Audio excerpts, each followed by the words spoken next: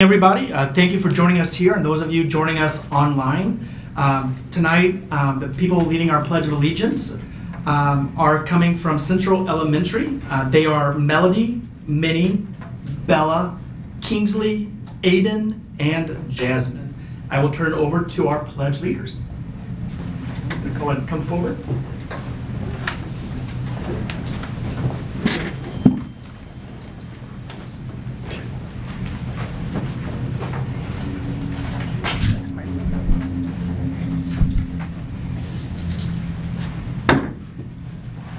I pledge allegiance to the flag of the United States of America and to the republic for which it stands, one nation, under God, indivisible, with liberty and justice for all. Thank you very much. Thank you very much to all of you from Central Elementary. We're glad that you are here to lead us.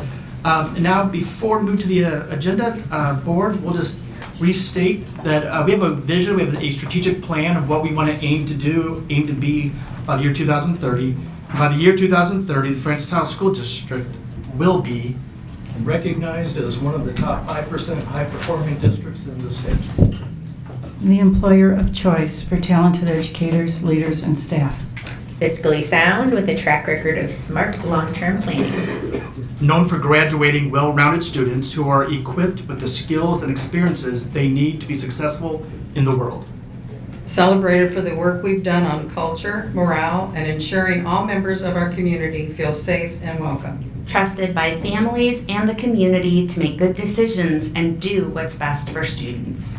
Thank you, Board. Board, we have a motion to approve the agenda, which brings us closer to this goal for October 16th, 2025, as presented. So moved. Director Harmon, Second.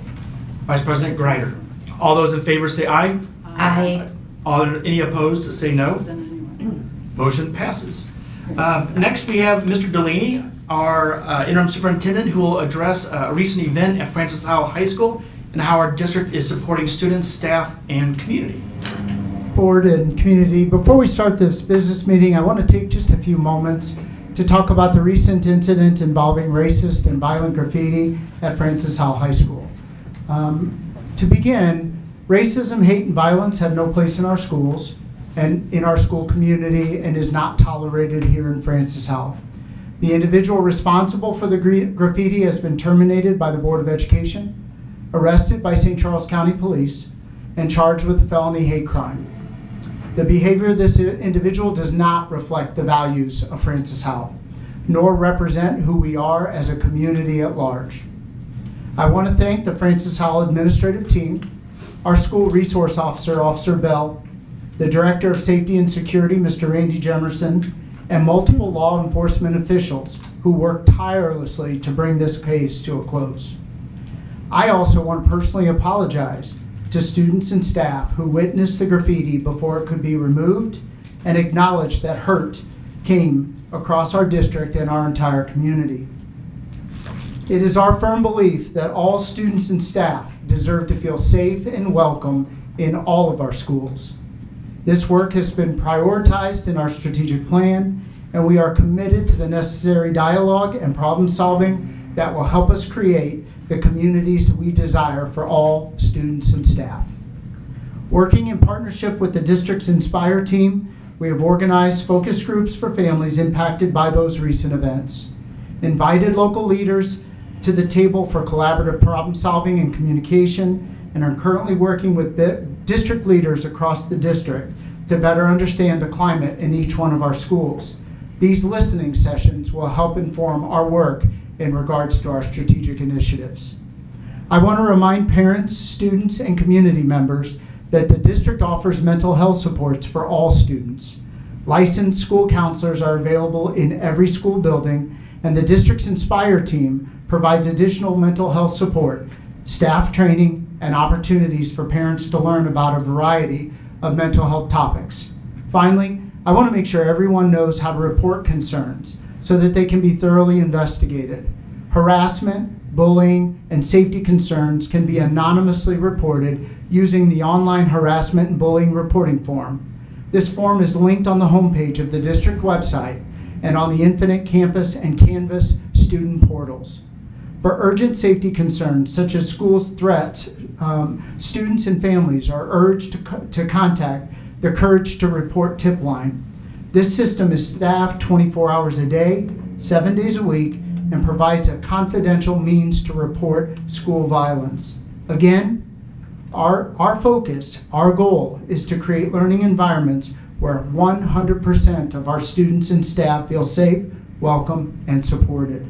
You will continue to hear more about our efforts in this area as we move forward with our strategic plan and our conversations later today in our board session. Thank you for the time, board. Thank you very much, Mr. Delaney. And just to reiterate what is public information, the vote was unanimous to terminate this particular person. Every board member here, as well as Director Ponder, agrees with you and stacked hands and acted decisively in this matter as well. So thank you very much. Tonight we also have a student board representative from Francis Howell Union. Ms. Joels, can you introduce? I'm just going to remind everyone about the Student Board Rep program, and then Dr. Thompson's actually going to introduce. So our board representative this month is from Francis Howell Union High School, and as you know, the purpose of the Student Board Rep program is to honor and recognize talented students, elevate student voice, and provide growth opportunities in the areas of public speaking, leadership, and governance. Students are selected for this honor by their principal with input from the student body. They have an opportunity to prepare and deliver a short speech to the board and the public that is focused on their school or the district. And with that, I'll invite Principal Dr. Brian Thompson to the podium to introduce our board rep from Francis Howell Union. Thank you. I'm very pleased to announce that Kinley Von Allman is the representative of Francis Howell Union High School. She is a perfect example of a student of our school coming from a little bit of struggle previously to now blossoming into something really special and exciting. She is a tremendously dedicated and talented young lady, has passions in the areas of photography, and is hoping to do something with people in the future, helping them, because it's a big passion of hers. So Kinley, are you ready to come up? All right, come on up.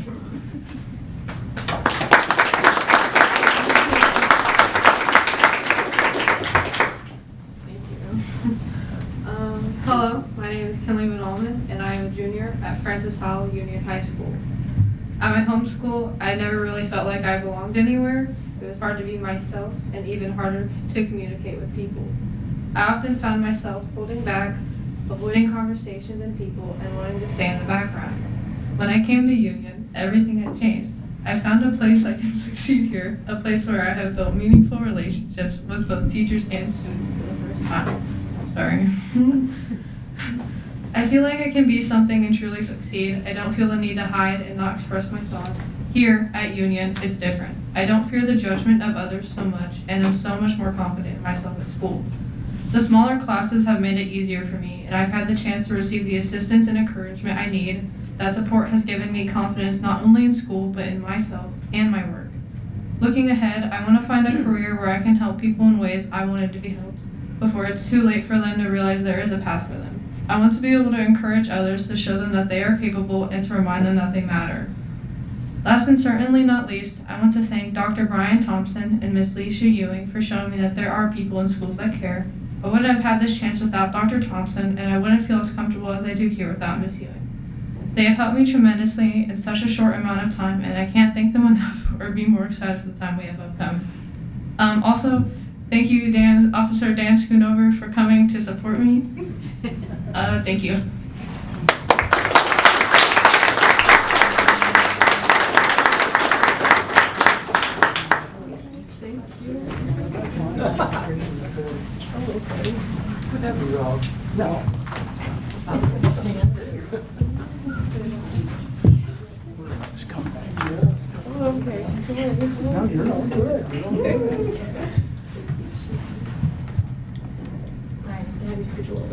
Sorry. Right there, okay.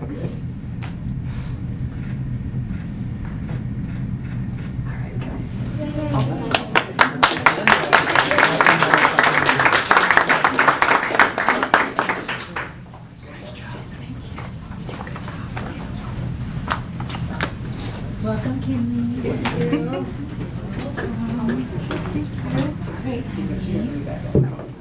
Welcome, Henley. You can use this microphone if you have to ask any questions. So just hit the button, it'll turn green, and then you'll be able to ask your question. You wouldn't be eligible to vote, but you're definitely welcome to communicate and let us know what you're thinking, okay? Thank you. Thank you very much. And now for our spotlight, Ms. Schultz. I really just have the pleasure of welcoming Dr. Thompson back to the podium. He's going to tell us more about the magic of the Francis Howell Union program tonight. Thank you, Ms. Jones. And thank you, Board of Education, for giving me a few minutes tonight to share a glimpse of what it makes Francis Howell Union special and to highlight some of our focus for this year. That lasted about 5 seconds. Every day I walk through the halls and see our students who carry more than many of the adults can bear. For some, it's instability at home. Others, it's years of frustration, anxiety, depression, or that slow loss of feeling hopelessness at school that you can't succeed. And for many of our students, it's several of those combined.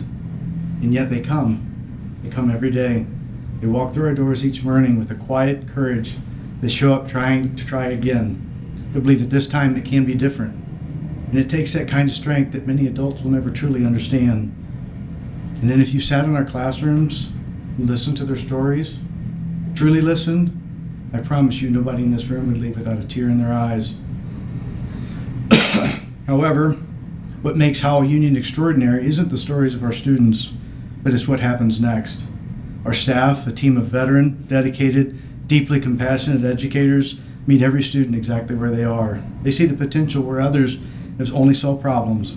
They rebuild trust where it's been broken. They help parents believe in schools again. And they remind our students day after day that they're not defined by their past, but they're going to be a product of their future. And that's what it means to be a phoenix. Out of these ashes of struggle, our students rise stronger, wiser, and more resilient than ever before. At Francis Howell Union, we just don't help students get diplomas. We help them rediscover who they are and who they were always meant to become. To help everyone understand how this happens, I'm going to ask you to pause for just a minute, and I want you to think about your favorite teacher that made a difference for you. And I'd bet my paycheck that none of you thought about their lesson plans, their ability to make tests, or their teaching strategies. While those are important, I guarantee all of you thought about the relationship that they made with you and how they helped you push through in the times that were difficult, to have the courage to persevere even when it might have been hard. The belief that they had and that confidence to keep going. That's what this team is all about. They're able to meet our students where they are, provide them the support they need, and guide them on their way back to their track of education. They represent some of the most talented staff around, reaching students where while others have tried, they were unable to. It's that foundation in place that leads us to our next steps with Francis Howell Union, and that it's more than graduation. As a building, we've created a focus on helping every child have a plan after high school. Our staff is working with every single student to identify and explore and refine their career goals, personalize a course sequence to provide exploration and learning opportunities to help them along that path. To support that work, we want to provide as much individualized support as possible. One way that we're able to provide that support is the guidance program that Ms. Ewing has put in place. She matches students in our building with staff here at district office. You'll see many of them pictured here. They volunteer their time to listen, to guide, and connect. So it's not just the union staff that support the students, but so many in this building and many that are here tonight. Together, they remind our students that they are seen, valued, and that they're not walking this journey alone. To help students identify their career choices, Ms. Brown organized our manufacturing day, where she designed specific lessons to ensure our students got everything they needed to out of that day, ensuring that when they met our local representatives, they would gain valuable insights in their careers and the next steps for them in their path. We also developed our very own career day that we housed upstairs just this week. We brought in local industry representatives to speak to our students individually, making sure the decisions they had made were the best informed for their future, their careers. After identifying that goal, we wanted to make a plan of how to get there. In many cases, that's education after high school. So our students use their U-Science, ASVAB, and AccuPlacer assessments to guide their post-secondary choices. Our staff work with each of them individually to ensure they fully understand what those assessment means and what options face their futures. An example of this is our students attended the college fair. Each one had a plan in place of specifically who they're going to talk to and why, making sure they got that essential information they needed from the event to help them with their path forward.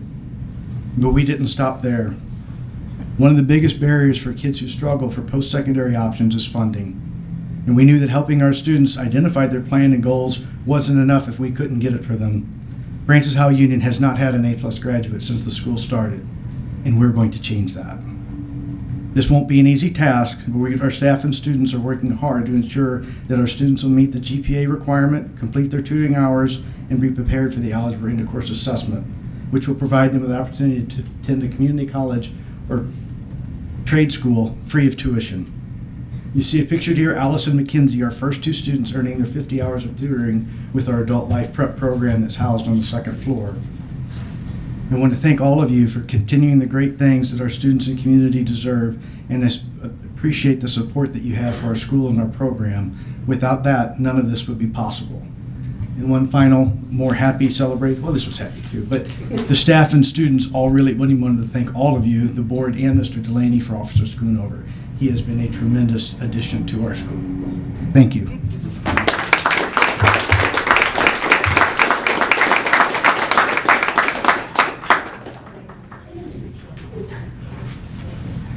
Thank you so much. Real quick, who else is here from Francis Howell Union tonight? Who else is here from Francis Howell Union? I just want to say thank you to the 3 of you. I just want to make sure, thank you to the 3 of you for being here too. All right, we're moving towards patron comments. During patron comments, residents of the district and staff members are invited to address the Board of Education on issues related to the school district. Speakers are called forward in the order of sign up, and each speaker has 3 minutes to make their remarks. Please remember that only one speaker is allowed at the podium at a time, and combining time or giving your time to someone else is not permitted. The board appreciates that you have taken the time to come this evening, and we value both your input and your perspective. I'd like to remind everyone that we expect the speakers will remain civil and respectful when giving remarks. If anyone fails to comply with board policies, regulations, and rules, we reserve the right to cut those 3 minutes short. We also ask that patrons in the audience remain quiet in order to be respectful of the speaker's allotted time. And now I'd like to invite Grayson Justice to be our first speaker.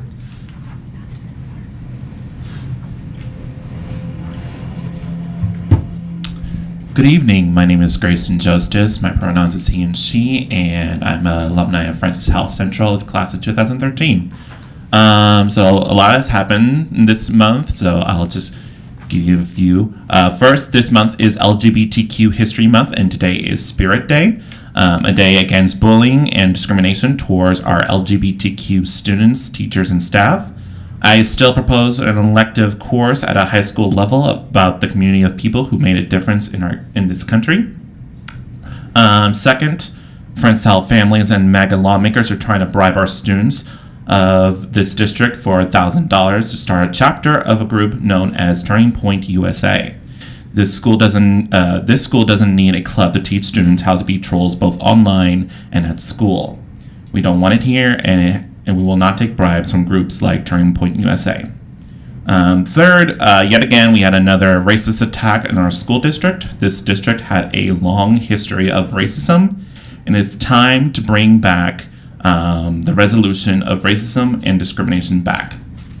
And then finally, this is a little personal to me.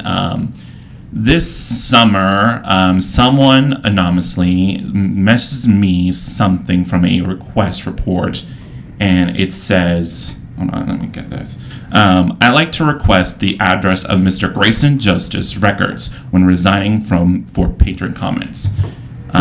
This is for a particular board member, and that is Mary Jane Puskar. I know we're not really good friends and whatnot. I know you're trying to silence me on not coming here to speak, but if this happens again, this was request was in March. So if this happens again, then something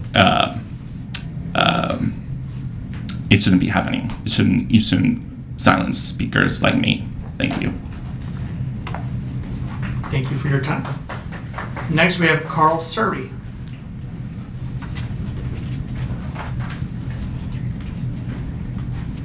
Good evening.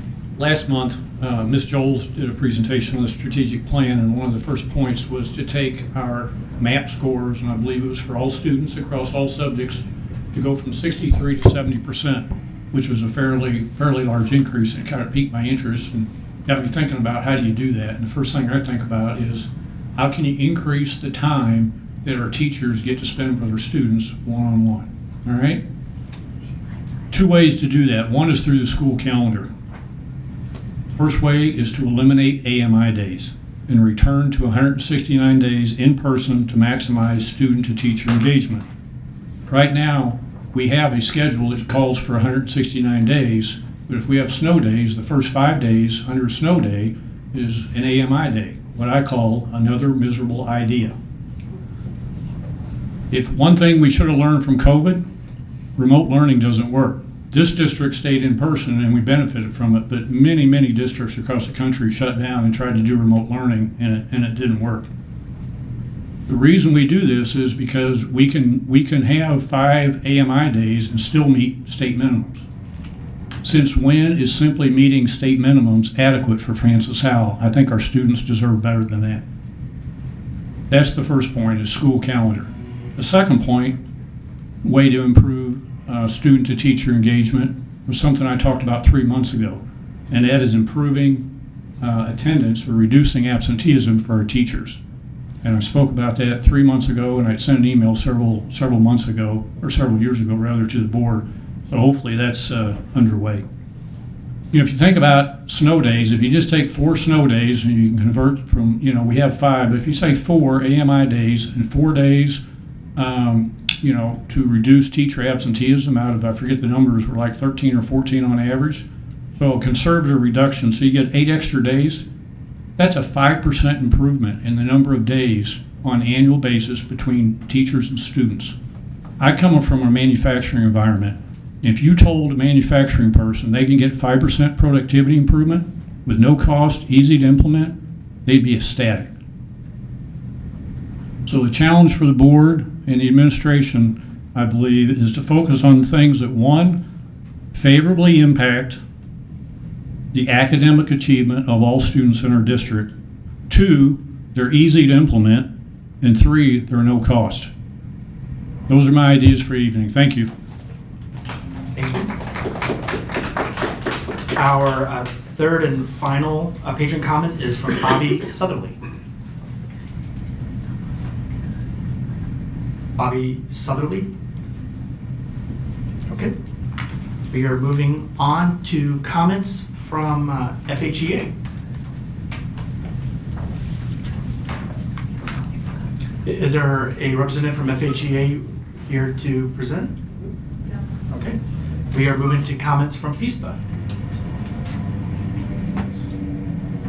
I'm aware that the FHA president is currently attending a conference to develop skills, and thankful for her being willing to go to Phoenix. Thank you, President Blair. Back to FHSD. My name is Jennifer Vineyard, and I am the FHSD Vice President of Clerical Staff. As with many in the Francis Howell community, we were appalled by the racist graffiti found at Francis Howell High School last month.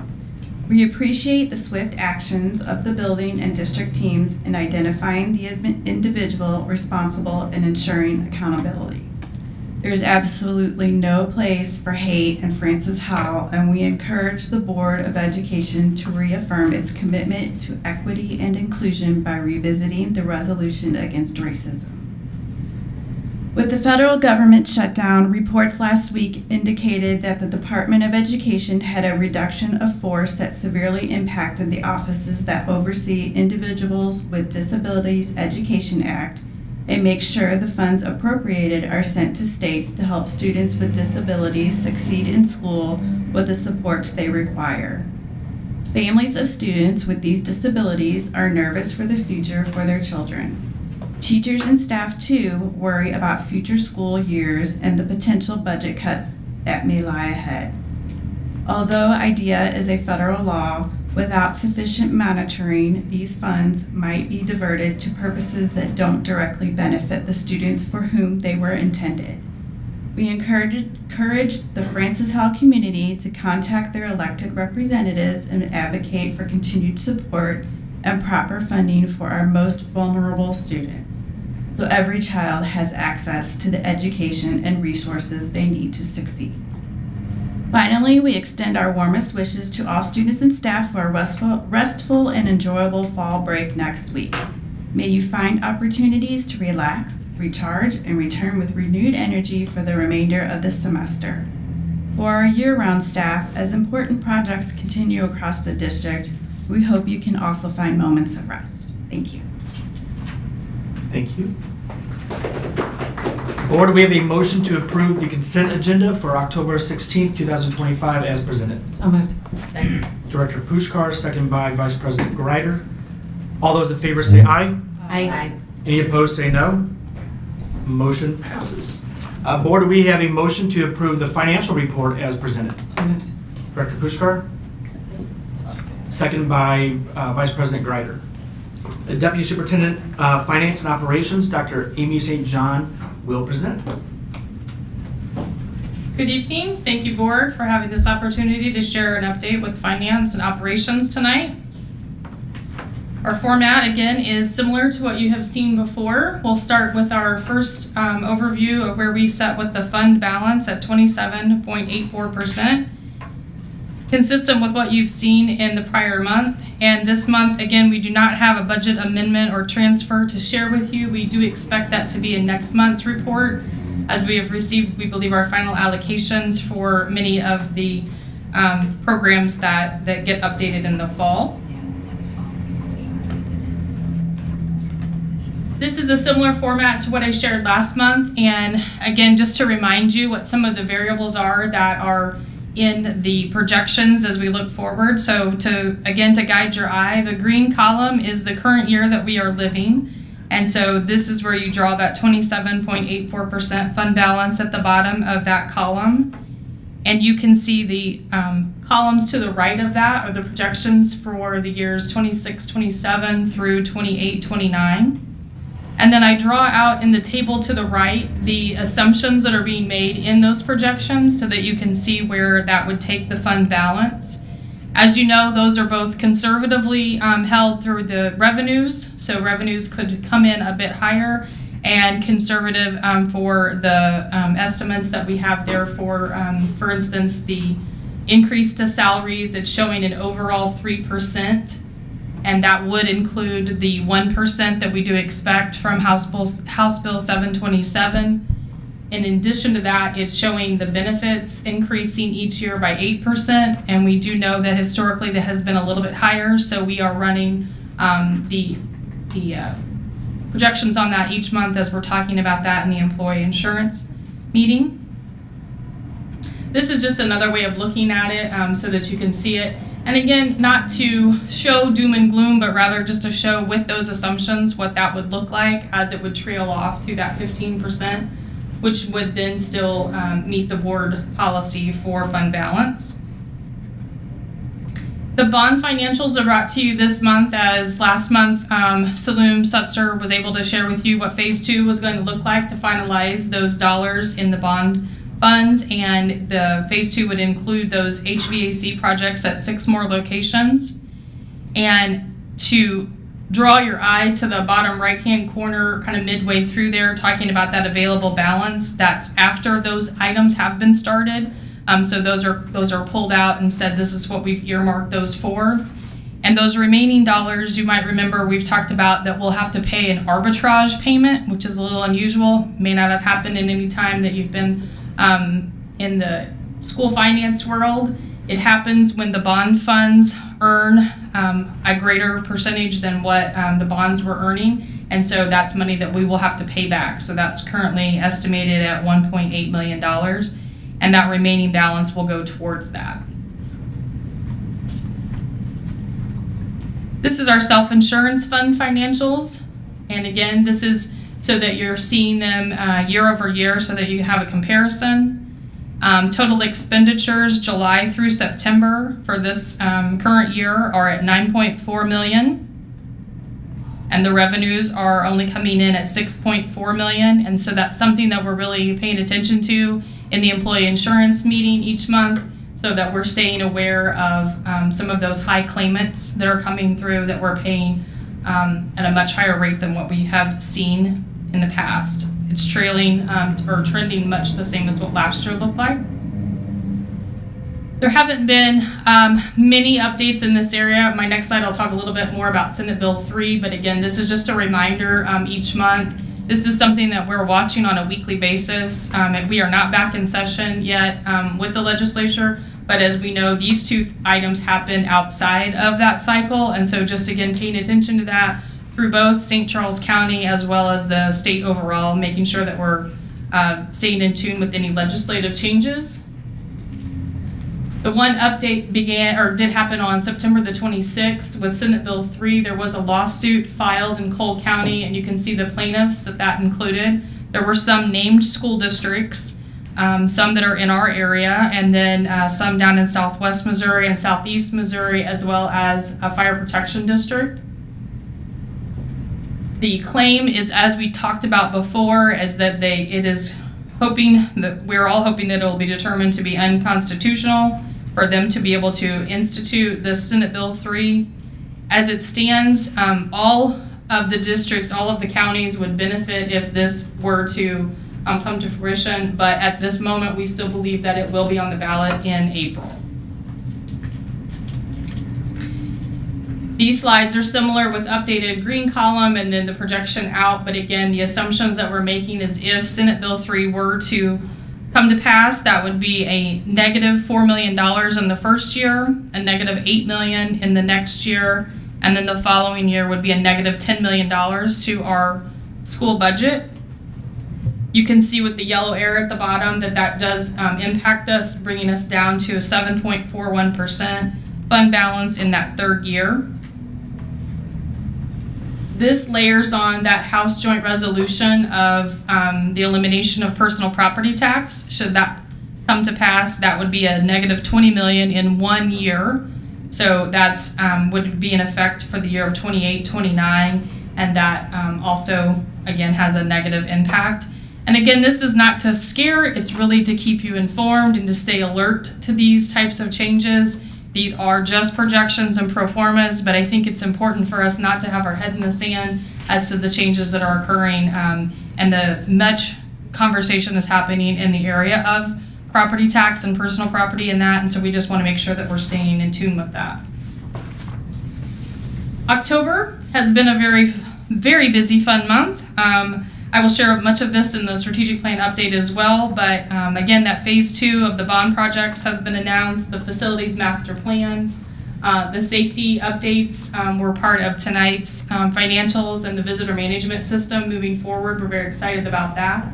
The employee insurance committee meeting, that's meeting monthly, and it's riveting and exciting, and everyone loves to go to that meeting, just in case you've heard that on the street. Yep, that was a laugh. Anybody? Yep. Transportation continues to be short-staffed. We are starting to see some good efforts by Lisa and her team in regards to some recruitment ideas, that those are sort of coming to pass, and we're pretty excited about that.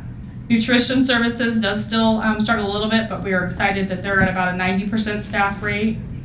Our FF&E request, or some of those capital expenditures, Saloom and Matthew Bullrick are going around and meeting with the district leaders and making sure that they have everything that they need for the current school year and planning for the next.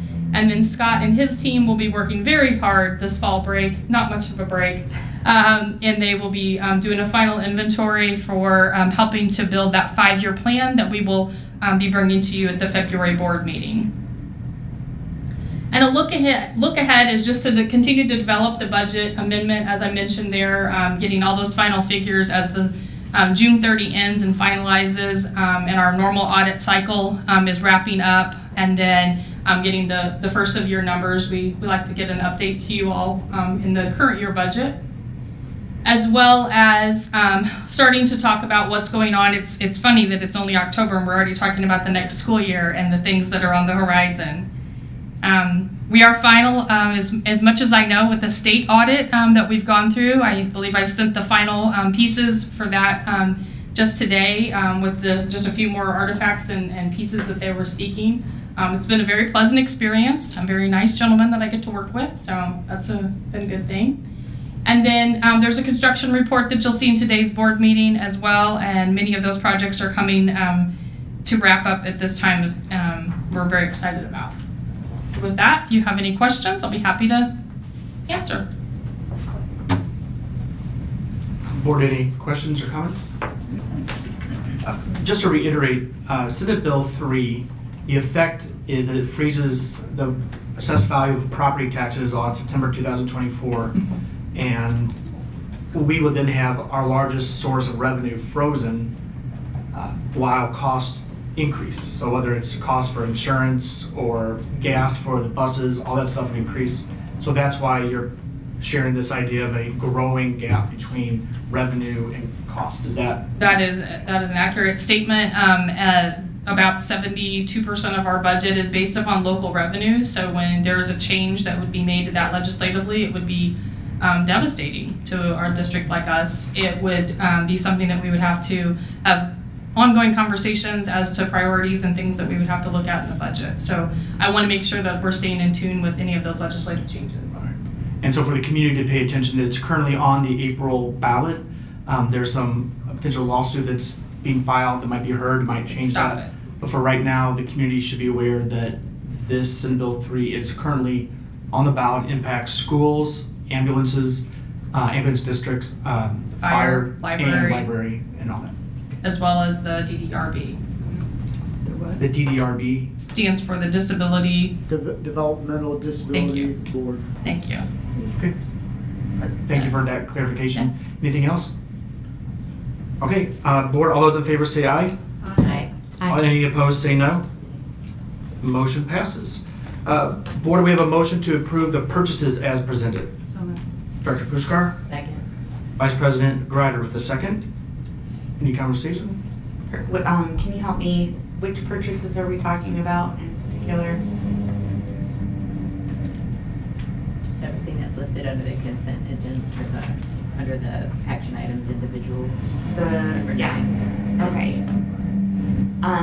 One of the things that I had requested was numbers for some of the things that were listed as to be determined.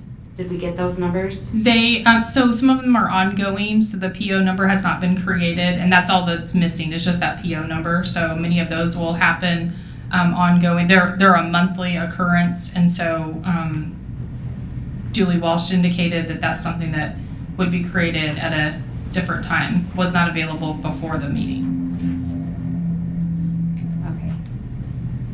You're just missing the PO number. But that Well, I'm looking. I'm cost is available. Yeah, there was so much in this agenda that I'm trying to find what I'm thinking about. It was a table where it had a bunch of purchases, and there were 3 items, and it might not even be in the consent agenda. That's why I'm trying to find it. I believe it is in this one, and it's like the first one is the lead school, and it's requesting tuition for a student to attend, and so that's an ongoing expense that we have there. And so it's just making the board aware of your prior approval of a purchase that's coming. Okay, and that was one student or several? We don't know how many. That's one student that was asked for in that one. I think another one was the benefits administration. Right. That's gone through an RFP process, and we've had a committee to review our options, and we've narrowed it down to the last one. And so again, that's something that would be. That was the one that was $500,000 a year. It is, and that's actually a discount from where we were. If you have a chance to look at the full memo on that one, we're going to be saving money and getting a better product. I saw that, but I did notice that in July there was also a purchase or some kind of a purchase for Smart Ben again. This is to prepare for next school year. Okay. So we just went through it this year, and we have Smart Ben, and then this will be preparing for next school year. Okay, so the Smart Ben takes us through the end of December of 2025 or the end of the school No, year? we are at October 1 beginning. So when October 1 rolls around for next school year, then we'll use the new system. Okay. So it takes time for us to be able to convert that over. Okay, because I saw Smart Ben in July, and I was like, wait, we just paid these people, and now we're gonna pay another group $400,000. It's just the overlap from one system to the next. Okay, good question. Any other questions? All those in favor say aye. Aye. Any opposed say no. No. Sorry. Motion passes. Okay, thank you. Next, Director Pushkar is bringing forward policy 0412. It's for a first reading. It will be brought back for a second reading and vote at the November 20th meeting. Board, is there any conversation that you want to have about this at this point? I just want to make a comment. This is largely to make policy 0412 align more with state statutes. And that's the purpose. It's not the same as patron comments. It refers to a different specialized type of patron comment. My question about this one was, what is the need? Why are we modifying this policy? What's the problem we're trying to solve? Director Pushkar? Yeah, the policy's not clear. If you read it, it says that a person that has an issue that they want addressed by the board, of course, first goes to superintendent. If you can't solve the problem, then they come to the board. It's not real clear whether or not each person gets 5 minutes, or that 5 minutes is divided among 3 people, which would amount to 1 minute and 30 some odd, close enough seconds. I believe that if a person has an issue with the district, they have the right to be heard for more than 1.5 minutes. Since patron comments get 3 minutes, I think it would be a great idea to make that clear, because there's been some discussion and disagreement about that in the past. So the purpose is just to clarify the amount of time for this special agenda item, patron comment. And policy 412 was invoked in the past. You remember the last time it was used? Yeah, it 6 months ago. What was the topic? Yeah. It had to do with bathrooms. Yeah, I would say that it was invoked last year. I can't remember the specific month. At the time, Dr. Rumpus and I met with 3 community patrons, and they did come to speak to the board. They did request an agenda item to be placed on the board's agenda, and I think at that time, the additional complaint was due to the time constraints. Instead of all 3 individuals being able to speak to their concerns, 1 individual, if I remember correctly, spoke on behalf of all 3, or maybe 2 spoke. But yeah, one said about 15 seconds. Yeah, they were limited to the 5 minutes collectively as a group, and I think that is Director Pushkar's request for change. And there's a state statute that we're referring to? Yes, the actual addition to placing an agenda item on the board's docket is tied to state statute. There is some, districts have some opportunity as far as time limits to set some of those things. So we were in compliance previously with state statute. I think Director Pushkar is asking for clarification on the time, and additionally, the idea that each, if there are 3 speakers on one topic, that each speaker would be allotted a full 5 minutes to share their concerns. Director Pushkar, if I'm incorrect, please correct me on that. No, you're fine. And this is being presented as first reading for tonight. So there's no vote tonight. I have a question. At the very beginning, it says there'll be a total of 30 minutes that could be allotted, and it talks about residents and staff. So is that 15 minutes for residents and 15 minutes for staff? So this policy covers both the public comments and a community member that would want to place an agenda item on the board. So that first passage is our typical 30 minutes of patrons signing up for coverage. That's kind of what that refers to. And the secondary part, placing an agenda item on the board agenda, an individual would first have to reach out, meet with the superintendent to see if they could reach some conclusion or middle ground on what the concern was. So that's a great question, but they are two kind of separate items, Two yes. different things on there. Under the same policy header, yes. But it's a maximum of 15 minutes of these. That is correct. Now, what the policy does allow for, and this is in compliance with state statute, is there could be 3 separate items that come to a board agenda item. So you could foreseeably have 9 different individuals on 3 separate subjects. Now, that has never happened yet, but I guess anything is possible. Could we write it in that you don't have that occurring? I think we are required by state statute, to state that a minimum of 3. Anything beyond 3 can be pushed to 3 topics? 3 topics, that is correct. Yeah, I think there's a portion in there that says that you can push it to the next meeting if the board's overwhelmed. That is correct. Any more conversation? So it says in here no more than 3 topics? Yeah. Correct. Okay. 3 separate topics. Yeah, that's item 5, down at the very bottom.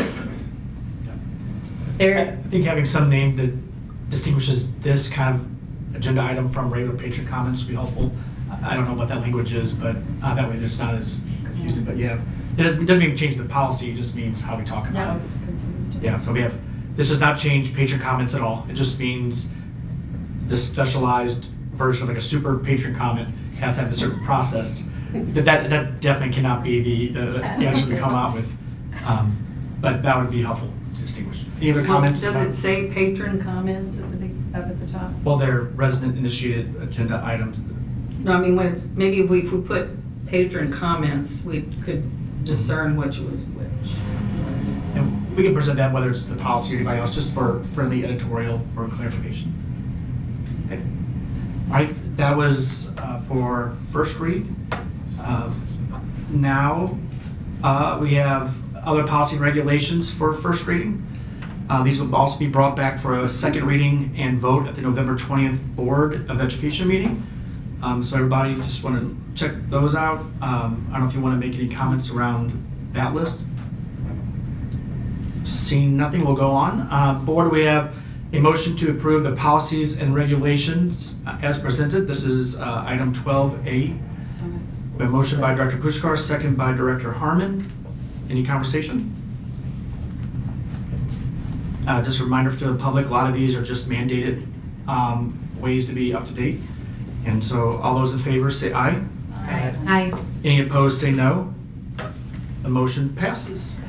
Up next, board, we have our quarterly strategic plan progress report. I'm excited about this. This is going to be something for the next 5 years, and this is our very first one. And so I invite Ms. Jennifer Joles, our Chief Communications Officer, to present this evening. Ms. Joles. Yes, thank you, Mr. Blair. We are excited to share a high-level overview this evening of some of the work that's been happening on our new strategic plan.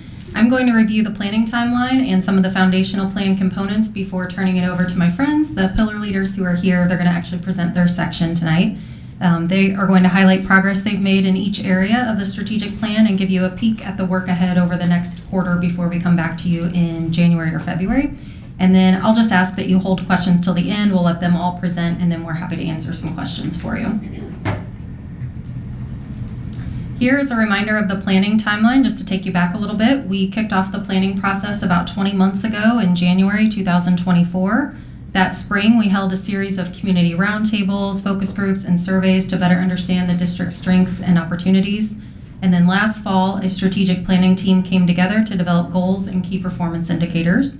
You approved the 5-year strategic plan in late November, and pillar teams convened for the first time in the spring to build out specific action plans to accomplish the lofty goals we established in the plan. We then spent the summer making sure our staff were familiar with the plan and our priorities, and as all of our staff returned in August, that's really when our pillar teams got to work. I want to pause here and just provide a bit of perspective. When we think about this, we have to remember this is a 5-year strategic plan, and we are really only about 8 weeks into the school year. And so I just want you to keep that in mind as you hear the pillar leaders talk about the work. We're really excited about the progress that's been made, but you will hear there's a lot of planning that has to happen, convening work groups, just putting those structures in place so that we can have those, those bigger initiatives that happen in years 2, 3, and 4. As a reminder, the full strategic plan can be found on the district website. Our mission, as you know, is to empower students to be lifelong learners prepared for the future. You are very familiar with our vision because you have now started leading that at the beginning of every board meeting, which I really appreciate. So I will not read it to you all again here. You know what that is. And then our values, you might have noticed the core values posters. There's one in here, one in the hall, and these are starting to make their way around our buildings. And so maybe next month we can bring you some photos of those hanging in the atriums and the different buildings. But we're really excited to push these out. As a reminder, our values are to pursue growth and learning, focus on what matters, spending time and money wisely, being kind and safe, and embodying one Howell.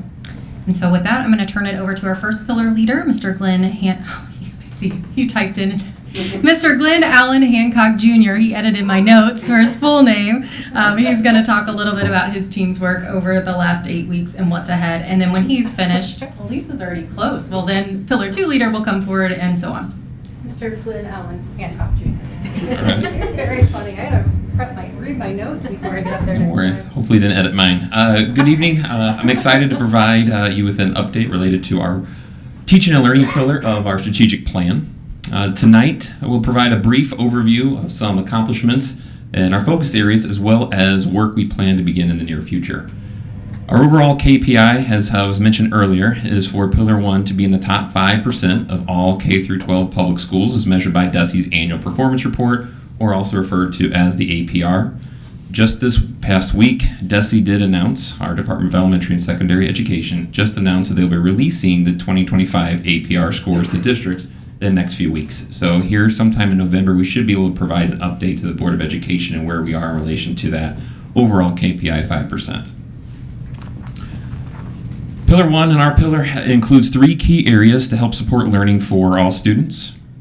Work within our student achievement area is focused on improving our effective teaching practices and having a well-aligned curriculum with supporting resources. To support effective teaching practices in every classroom, Dr. Altman and the instructional framework team pulled from 4 bodies of research to create an instructional framework and strategies that can be utilized as an instructional framework.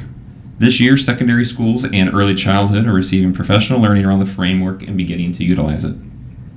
In an upcoming slide, I'll give you a brief example of what this might look like that they're able to use. Another action step we have made progress with over the summer is writing common formative assessments and proficiency scales. Proficiency scales help outline the steps or breakdown of what it would take to be considered proficient on a learning standard. An oversimplification of a proficiency scale would be to think of driving. So if you divided the skill of driving into 4 parts, a beginning driver, emerging driver, proficient driver, and beyond proficient. At the very beginning level, you might be able to name some parts of the car. The emerging level, you might be able to know the rules of the road. You can drive simple streets, perform simple driving maneuvers, basic turns and such. But you still need some guidance on complex tasks like parallel parking. At the proficient level, which is kind of the goal to be a proficient driver, right? You'd be able to drive on your own. You know the rules of the road. You follow all the rules of the road. And you'd be driving independently and handling different routes and such. If you go one step above that into an expert driver, that's when you might be able to drive in any weather condition, maybe even a stunt driver, if you will. Inside there, you're going above what's required for proficiency. So proficiency scales help us narrow in on areas that provide support for helping students reach proficiency, the targets that we're setting in our learning targets and goals. Common assessments for several courses have been developed, and they're to help provide feedback on their progress. When the word common is used, it means we usually have teacher teams coming together to review results together so they can help plan and support instruction when they're together. Within our focus area of student support, we have created a walkthrough instrument to help with ensuring consistency and quality across classrooms. It's really a snapshot, a conversation starter, and a way for us to collectively monitor and support the implementation of our core instructional practices and resources. We'll use the data collected during the walkthroughs to help inform our practices and ongoing professional learning. These are walkthroughs for Tier 1, which Tier 1 refers to really the instruction that all students are receiving for their courses inside there. And so this would be a walkthrough that we do to ensure that Tier 1 instruction is happening, and then how do we continue to help respond and provide additional professional learning. Within our college and career area, we have formed a work group to help look at the development of a portrait of a graduate. The portrait of a graduate really creates a picture of the skills and competencies and experiences we want for our Francis Howell graduates. So that committee work will be beginning here coming up. This slide is an example of an instructional framework that I referenced earlier. In the work here, the instructional process was built on a foundation of nurturing a supportive community where all stakeholders are valued and respected, and educators reflect by thinking deeply and critically about their own learning and experiences and knowledge. This graphic helps illustrate the instructional process of planning, instructing, assessing, and responding. You'll notice that each quadrant in yellow has links there, and those links are links to strategies that can be used within each area. When you click on a link, it contains additional information about implementing a teaching or instructional strategy along the way. This slide shows teachers conducting curriculum writing and assessment writing. Much of this work with curriculum writing and assessment writing begins over the summer during our curriculum and assessment boot camps, and then continues throughout the year. And as we look ahead, the second part for Pillar 1, looking ahead, we'll continue to work on each of our focus areas. Teams will begin using the Tier 1 walkthrough data to review implementation and adapt the instructional framework to support teachers. We'll also continue with ongoing curriculum and assessment development. Within our area of student support, MTSS, or multi-tier systems of support, a leadership team will begin meeting to develop a plan for implementing an MTSS framework in our district. MTSS is built upon a strong curriculum, instruction, and assessment foundation. Much of that work with the instructional framework, the assessment writing that we're doing, is all part of providing a strong multi-tier systems of support. This framework will utilize assessment results and student data to help provide the right support to students at the right time. To help ensure we have the appropriate times within the day to provide necessary supports, scheduled work groups will begin looking at ways to provide learning opportunities for all students. And lastly, within our college and career focus area, we will look to gain additional input from our community to help shape our portrait of graduate. So again, getting input for those skills, competencies, experiences we want graduates of Francis Howell to have upon graduation. And with that, I'll now pass it along to Ms. Simpkins to share an update with Pillar 2. Thanks, Glenn Allen Hancock Jr. Good evening, everyone. I'm Lisa Marie Simpkins, and I am the Chief Human Resource Officer. I am the leader of Pillar 2, People and Workforce.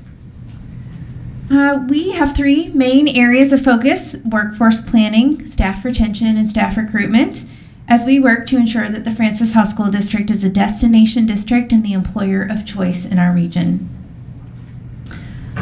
Some things that we have started to do, our Director of Human Resources, Dr. Leek, is working closely with our local colleges and universities to place practicum students and student teachers within our schools.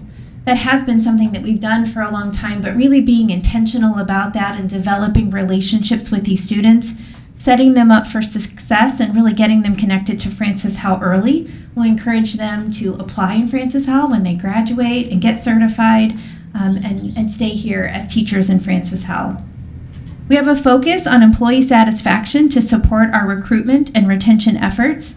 After getting stakeholder input, we worked with academics and communications to develop a survey that will inform our future work. A heavy focus has been placed on recruiting support staff. You may see paid advertising on Help Wanted job boards.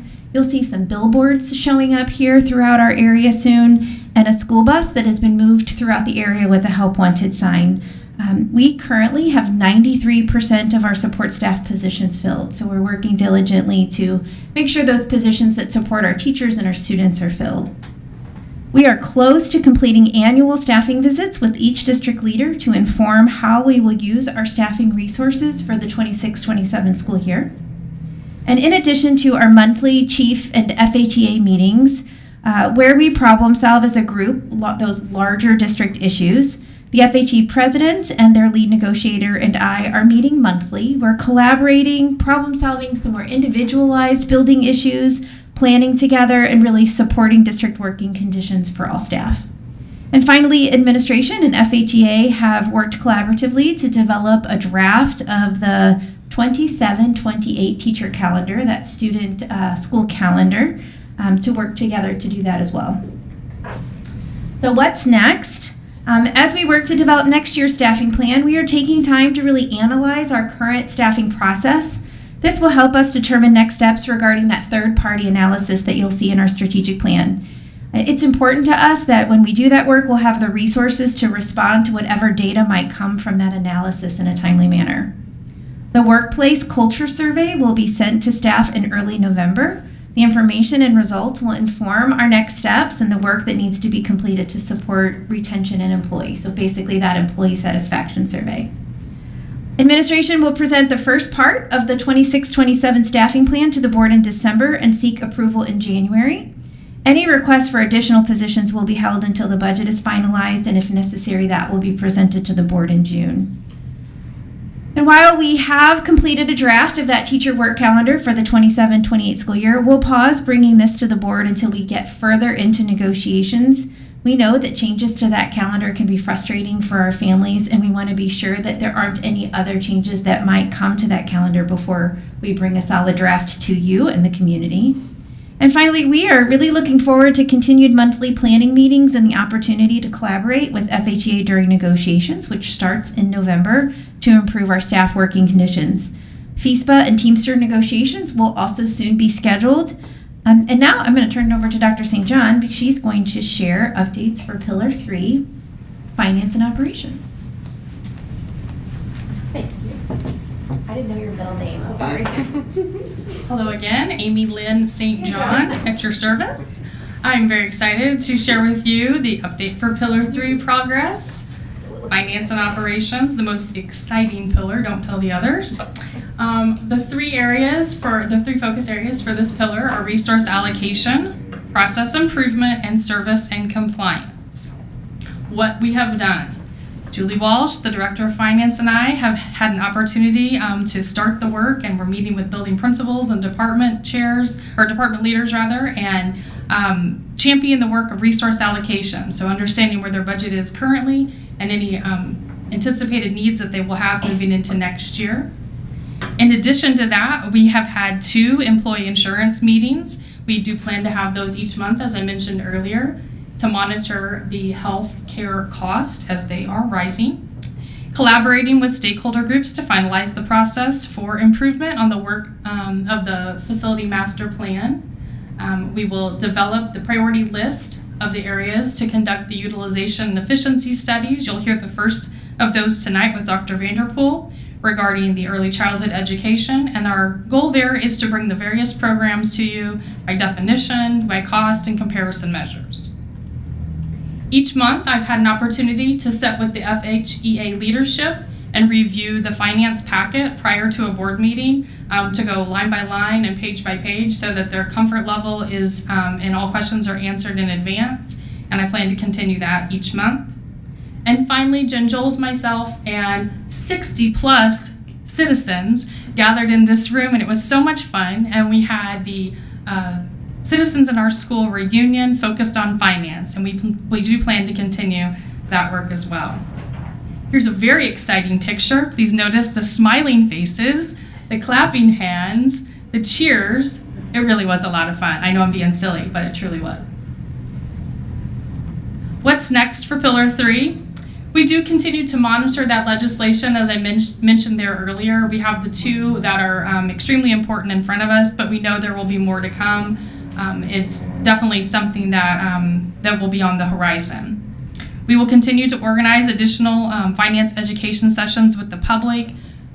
Jen Joles and myself, we really are brainstorming new ways that we can think of other community events that we can attend and connect with and network and continue to have those open dialogues.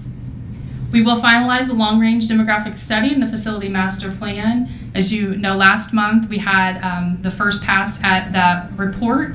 And then tonight, next, coming up, will be Brent Blevins to kind of explain where we are in connection with any debt service that would connect to. And then next month, November the 6th, we'll have a work session and being able to roll up our sleeves and truly understand the priorities of what lie in terms of our facility and demographic study.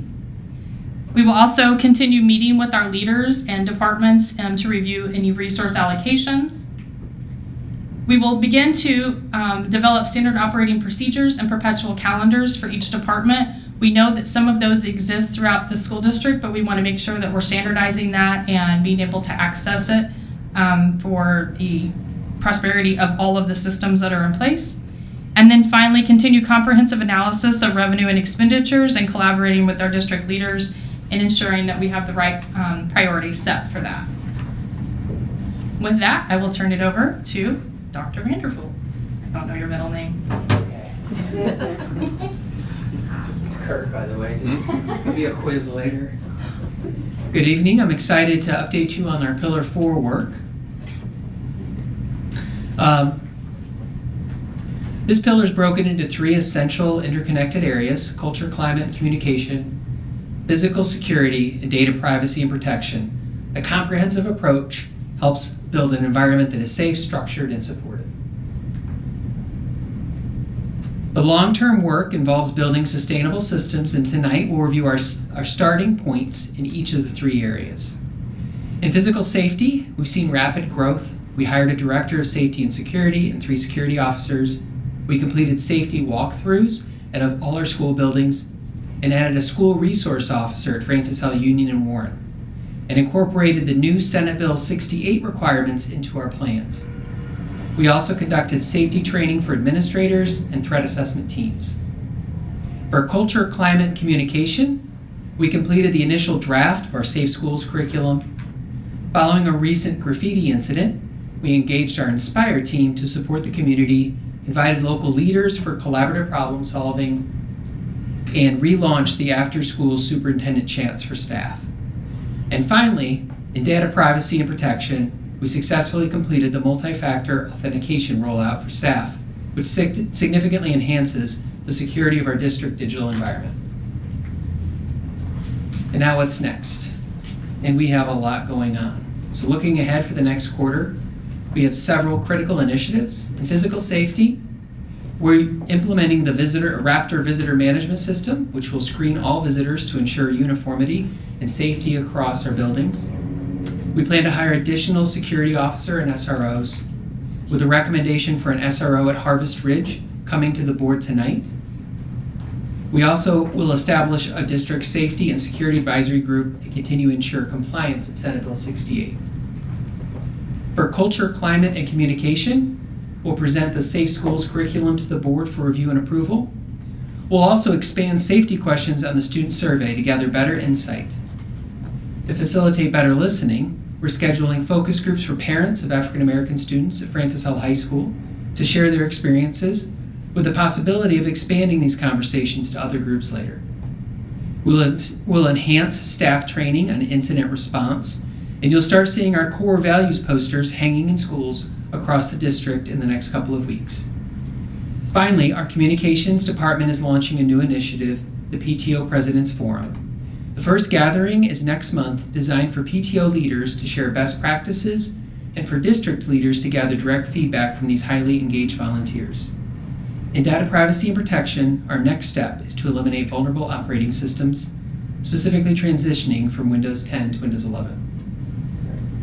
We're worried about that one.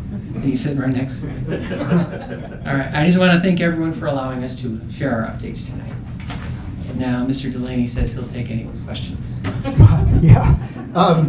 Board, I just wanted to share a few words. First, I just want to take a moment to thank our Pillar team leaders. The strategic plan is the focus of all of our work in the district, but these Pillar leaders have taken on significant amount of work over and above their daily duties. So the strategic plan drives our work, but day-to-day operations still happen, and all of these people are still doing their day-to-day jobs while doing the heavy lift of leading these groups out. As you can see from the reporting this evening, significant work has taken place in the first 8 weeks of school. And again, as Jen had said, this in regards to a plan that's a 5-year strategic plan. The initiation and implementation of a strategic plan requires a significant lift by staff across the district, not just these Pillar leaders. We are proud of the work that has been done thus far. We know there is much more work to do. We will have another quarterly update to share with the entire board and the community in January. And board, with that, I'll turn it back over to President Blair. Great. Board, do you have any questions? Director Pushkar. Yeah, a couple of things. I hate the off-the-cuff, I apologize for the off-the-cuff questions. but you mentioned Raptor. Can in 2 minutes, can you explain Raptor? Yeah, so currently when anybody visits one of our school buildings, and I know many of you guys have visit your buddy schools, you notice a Google Chrome book that's there, you type in your name, and that's our line of security. If you visit a lot of other school districts, you will notice whether it's what's called a Raptor system, which would be anybody that visits a building, placing their ID, a scanned picture of their ID. That Raptor system checks for anybody that's on a sexual offender list and ensures that anyone coming through our doors is safe to be in our school buildings and is not on that list. It also manages and tracks like the people that are in the building. So if we were to have an emergency situation at the time, a secretary would be able to pull a quick list, and when we're out, like say a fire drill, or if we had a lockdown drill or a real fire, they would have an effective list to pull to ensure that everyone that was supposed to be in the building was accounted for, and anyone that had exited the building was not still being tracked, or we weren't sending fire department officials back in. So it is a safety security system that most of our benchmark districts have had for years, and we appreciate the work that Mr. Jemerson has done to get that lift off the ground and to get that initiated. I know he hopes to have that in place at the start of second semester, as there's a lot of training that will initially take place. Okay, thank you. So that's what I signed into. Okay, I got it. And then I had one about Pillar 2, and I don't want to put you on the spot, Lisa, but have we started any conversations? When one of the patrons were speaking tonight, they mentioned, ways to get more teachers more time in front of the kids, and I know previously that same patron has talked about somehow reevaluating how we pay out sick time, or have we started any conversations about that? Jane, I would say that all of that conversation will happen during negotiations, as those are things that we have agreed upon with FHEA. So okay. As long as they're on your radar. They're definitely on the radar. Okay, great. Thank you. Other questions?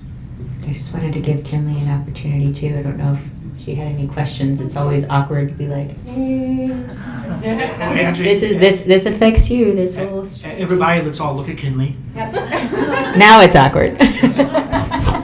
Did you hear anything that you have a question about, or it sounded exciting or good? I think that the Raptor thing is good. I think that that's a good thing to have in schools. But I don't have any questions or anything. Thank you very much. And I'm going to talk to President Blair later about putting you on the spot. Yeah. Don't ever look at me. Other comments or questions about the quarterly update? I think the key performance indicators will be once a year. We'll find out that piece of information. I also want to say thank you for those of you who are able to go through and explain the acronyms. To some of us just don't recognize what some of those acronyms are. I'm going to make sure that was clear. Also, if everybody looks at every agenda item, there's a link that has all of our questions and answers. It's one of the ways that we make sure that any questions we have, it's reported in that setting as well as if it had this kind of setting. So there's just a lot of great things. And if you're watching at home, if you're here in person, just want to say how exciting it is to have these professionals with their hands on the steering wheel, to know that our present is in very good hands, and so are our next 5 years and this goal and the way you're collaborating. We're very thankful to have you all leading our district, and really excited about that 5-year plan. And I think the middle name was a nice touch. It was Stephen Ryan Blair. I'm not saying much. You're not going to say this. Okay. With that being the case, we don't need to do any approval. Now we have representatives from Piper Sandler who will present general information on financing options for public education and specific information relative to the debt and levy options for the district. Dr. St. John, please introduce the representatives. I'm very excited to introduce Brett Blevins. He's going to be joining us for this presentation. And as you mentioned, it will be general information, some Bond 101 type information for the board, as well as specific information to our debt and debt service levy for the district. And Brent might want to share just a little of your background, because we have a few new board members, maybe since you were here last, but I hope you enjoyed the presentation and he can answer all of your questions. Maybe your middle name. Okay. that seems to be the thing tonight, isn't it? Matthew, there you go. Yeah, I appreciate being back in front of the board of directors again. Some of you probably recognize me. I was here, I think it was last November, going over some information.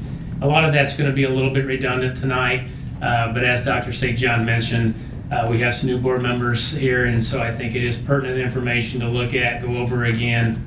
I did shorten it down some, but yeah, so my background, I am a retired educator. I retired 9 years ago from the Lee Summit School District, been in public finance now 9 years. I will have to say, because I think she's listening online, being a public finance banker, my date night is my wife drove up with me from the Springfield area because that's about the only time we can get time together in the car. So she's out there listening. She's going to kill me for saying that. But yeah, so truly enjoy my job. A pleasure to work with the school district.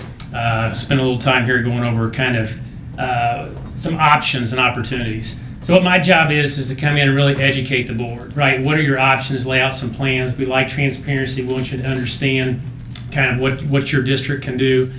And I make recommendations based upon the goals of the district and what's best for their students. So when I present these, we want to show you different options.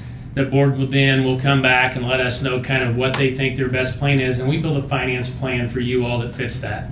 So that's my job, is to educate and inform the board and provide opportunities and options, and that's what we're going to do this evening. Make sure I get this going. So we got 2 objectives tonight. You can tell I'm a retired educator. Objective 1, Objective 2, all right? Bonds 101 and long-range planning. Bonds 101. So I'm going to be fairly quick at this. This is maybe some good late night reading. But I never want to take for granted, as you all know, sometimes public education and public school finance can be very convoluted and very difficult. You've got obviously 4 funds you're operating: your special revenue fund, your teacher fund, your debt service fund, and your capital project fund. You also hear this fund 1, 2, 3, and 4.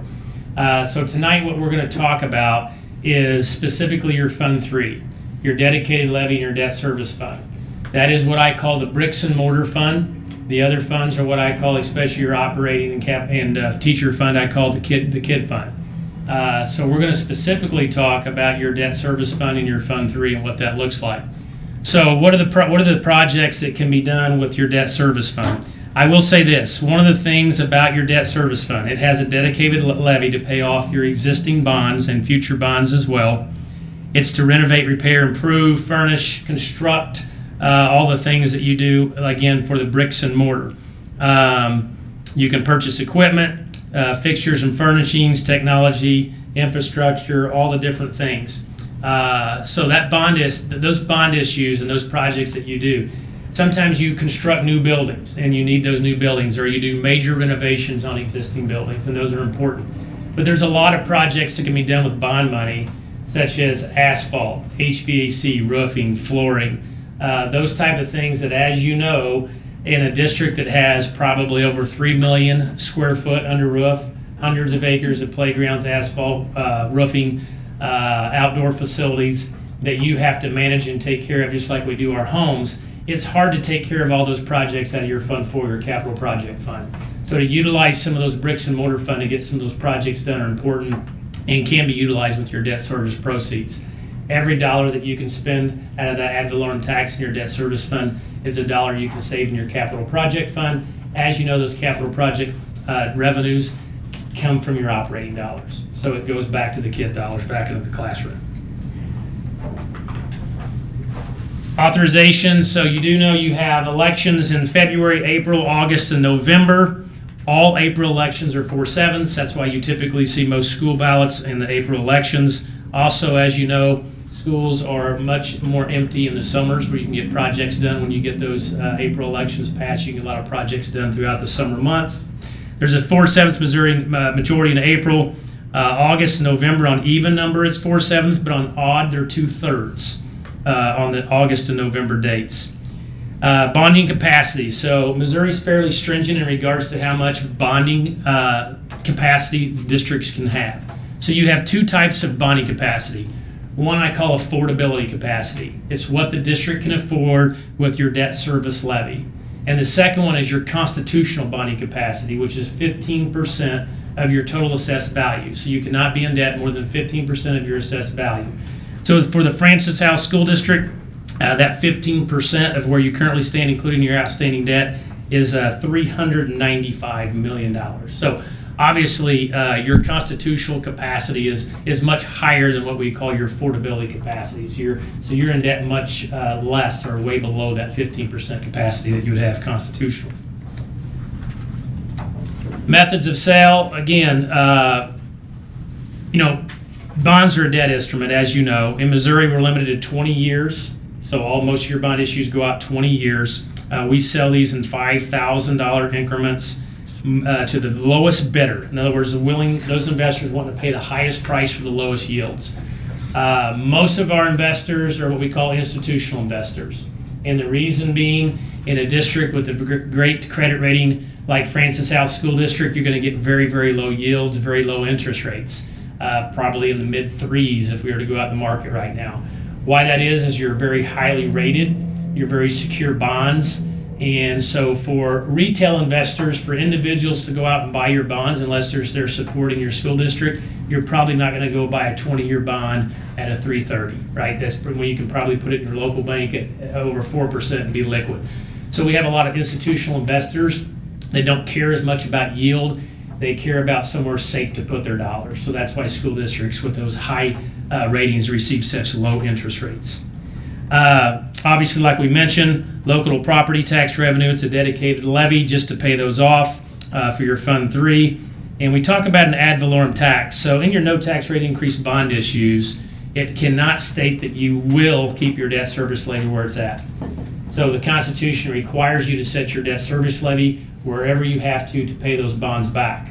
That's another reason why districts and investors like to buy those bonds and you get such low interest rate, is because it is an ad valorem tax and you're just making a promise to the constituents that you're going to do that. But you are required to set the levy wherever you so need to pay those bonds back. Tax exempt status. As you know, investors get tax breaks both on their income tax, federal tax, and state. All interest on those bonds are tax exempt for those buyers. That's another reason we get that. Purposes for those bonds, they have to be for non-for-profit.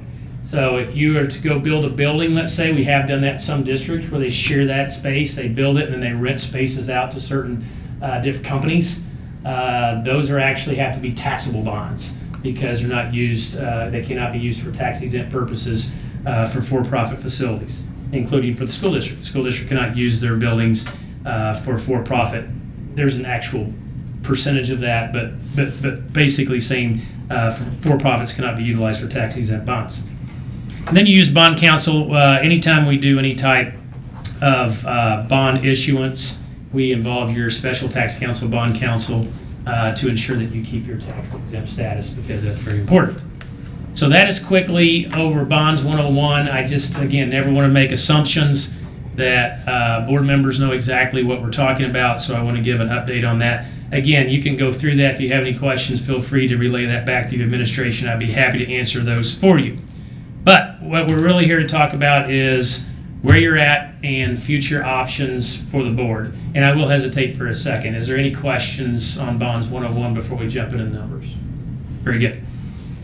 So this is your historical tax levies. As you can see, the district for the 2025-26 school year operating levy is 3.3056, debt service levy of 0.6713, total levy of 3.9769. You can look historically and see that at least in the last, since 2002, you're running the lowest levy that the district has ran in quite some time. The debt service levy, as you can see, has been the same since 2003-2004. So all of the projections that I'm going to give you will remain the debt service levy where it's at, or be moved, like we'll talk about in the option, to the operating fund if the district so choose, which we'll get to here in just a second. So your tax levy, again, like we mentioned, your levy of 3.3056, your debt service levy of 0.6713. Your operating levy, as you know, fluctuates annually based upon the Hancock Amendment. So every September when you set your levy, you can only receive new revenues up to the Consumer Price Index. So that levy, when you get assessments that are above the CPI. This year the CPI was 2.9. You got a significant increase in your assessed value over that. So you had to roll back your operating levy to be revenue neutral up to 2.9%. So that's why you see in the past slide why your operating levy has dropped so much in the past several years, because you have to roll it back anything above the consumer price index. Your debt service levy stays consistent. It is not impacted by the Hancock at 67 cents. The board does have the option of setting the debt service levy where it would like, up to a cap. The district does take a voluntary rollback each year back to the 67 cents. It actually formulates in the Form C calculation to be higher, but you have kept that at 67 cents based upon your past no tax rate increase bond issues to your patrons. Districts do have an option to move debt service levy to the operating through a ballot initiative. So at any point, again, this goes back to providing options to the board that best suits the district's finances and needs, whether it be in the operating or debt service fund. So tonight I'm going to show you two options.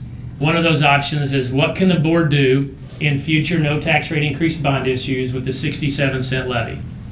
The second option is, if the board so chose, they could go to a ballot initiative to move a certain amount of cents out of the debt service fund into the operating fund. That's a simple majority vote. It is not a 4/7, it's a 50+1 simple majority to do that. So what that takes is an election. That ballot language is kind of a little bit wonky. It takes some explanation to your patrons of what you're doing, but it's called a tax levy increase because it's an increase to your operating, but then you're decreasing the debt service levy the same amount, making the overall levy remain unchanged. So it's basically moving levy from one pot in the bricks and mortar fund into the second pot, into what I call the kid dollars, the operating dollars.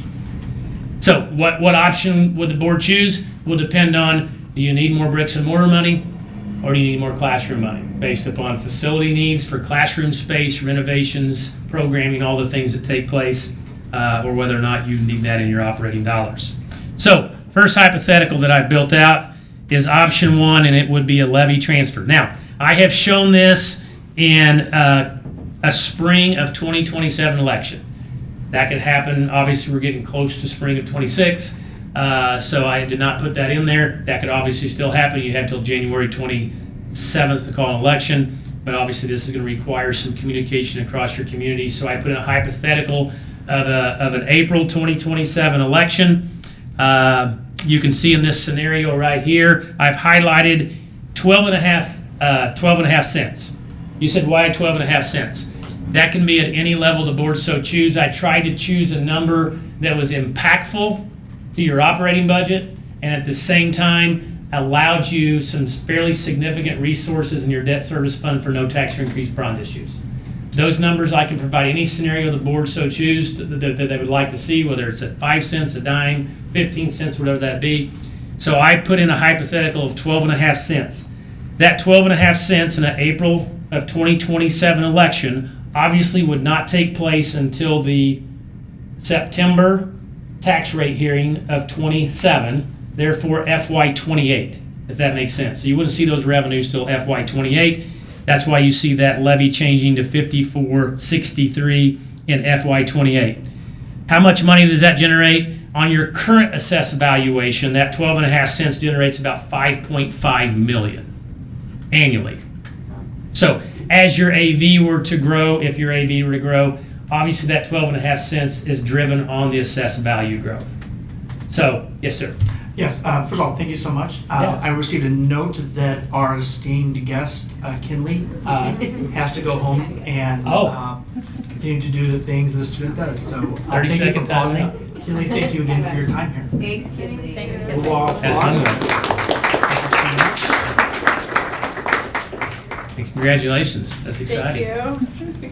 And thank you for allowing me to interrupt you. Absolutely. And so you're still discussing option one versus option two? That's right. So again, I can provide any scenario you'd like. This is a hypothetical. It gives you an idea of kind of what 12.5 cents drives. It drives about $5.5 million into your operating fund annually and could increase through AV. Now, obviously, if you lower your debt service levy, that's going to be less no tax rate increase bond issues you can move going forward based upon the revenue that's being driven into your debt service fund. So, what this looks like. No tax rate increase, obviously baseline for Missouri.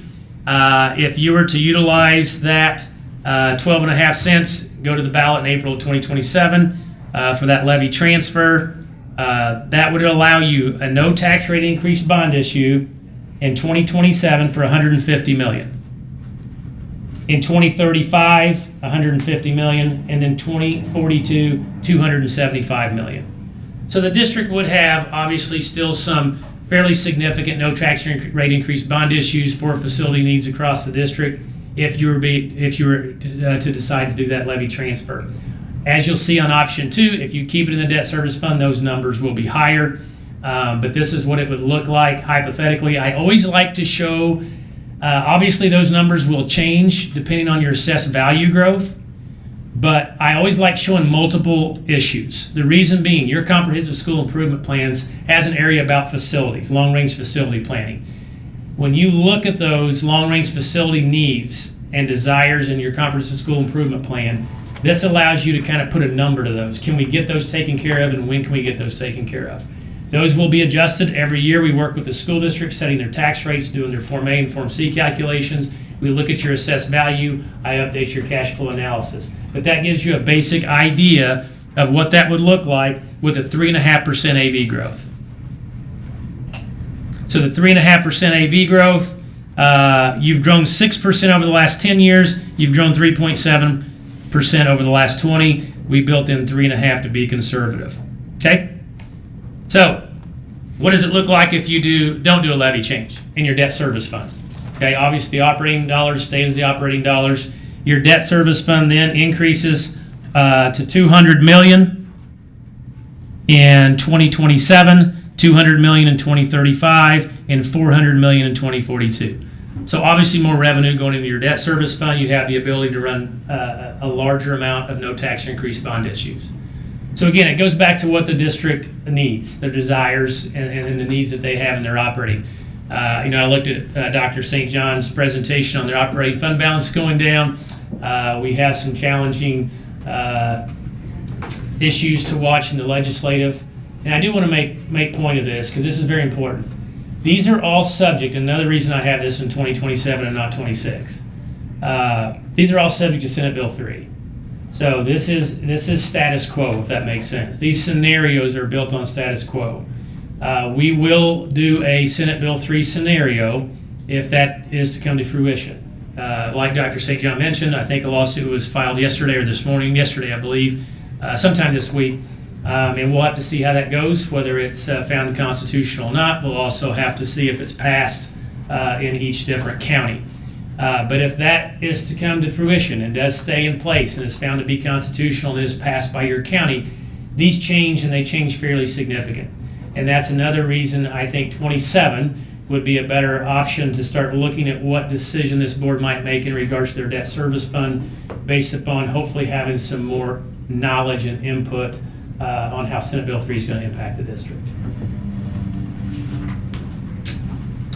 So, lastly, again, this is your constitutional bonding capacity. If you look at, and again, I know there's a lot of numbers. The finance guy comes in, and this is a no-no for slides, but unfortunately necessary.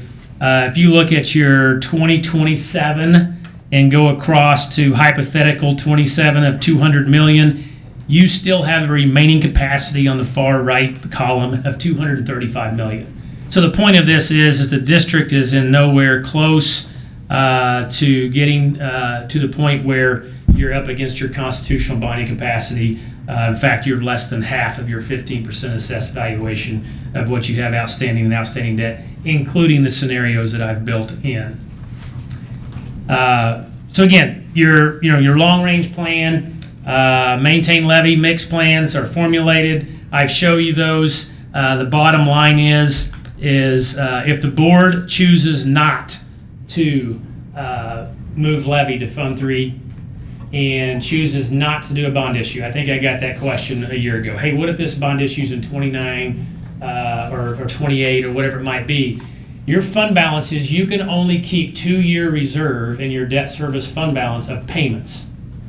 So our job is to keep you in that sweet spot on your debt service fund balance that you have enough in there in case you don't get AV growth, so you don't raise your debt service levy, and at the same time, not too much in one particular year that's an anomaly, that then you automatically have to roll back your debt service levy, which changes everything in your long-range facility planning. So that's important. And so what happens is, if the district so chooses not to do that, we can do what we call prepays or defeasance. If you recall, we did one of those last year.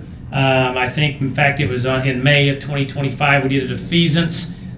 We had about $3,790,000 of principal, $4,073,000 of interest.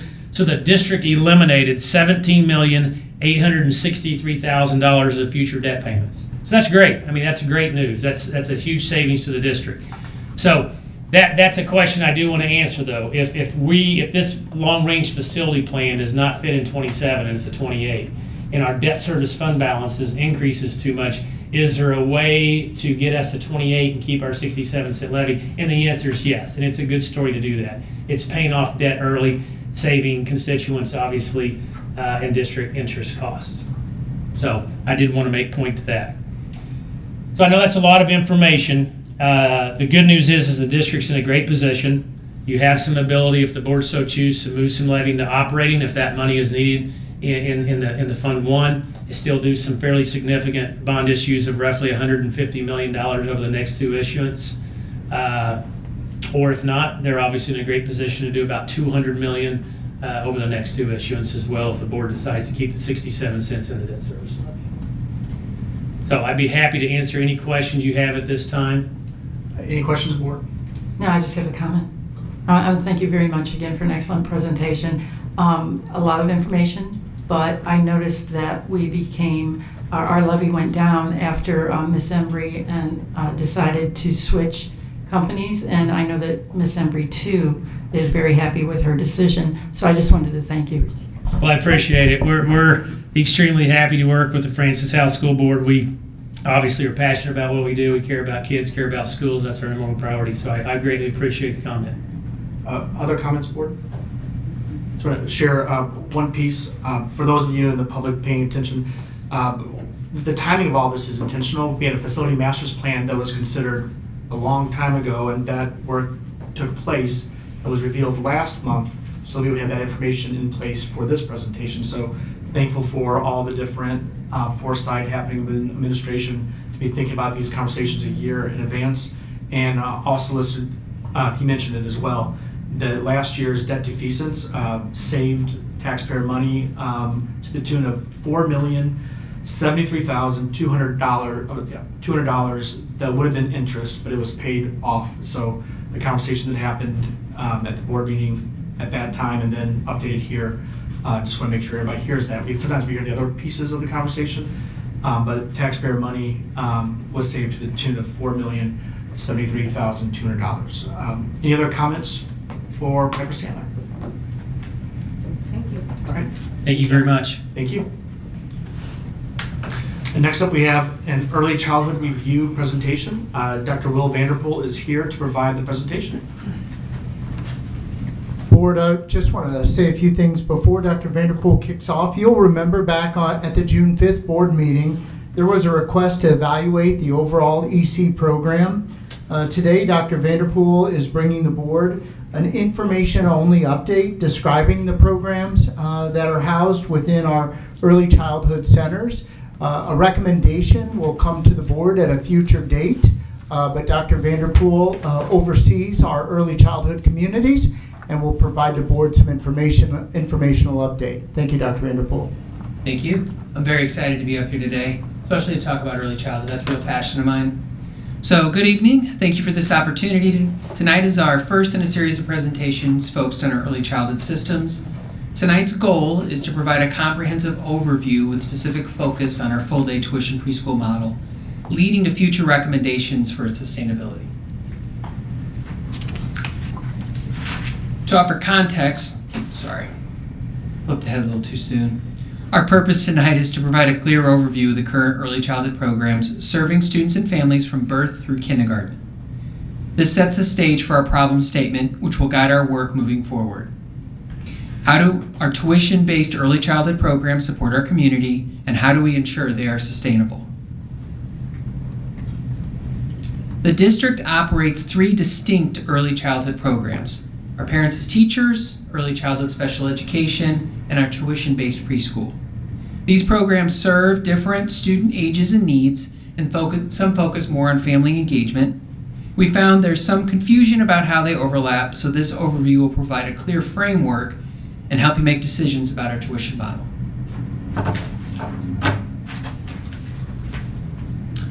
To offer some context, we benchmarked against our typical peer districts. As you can see, all districts offer the 3 programs: Parents as Teachers, Full Day Tuition, and Early Childhood Special Education.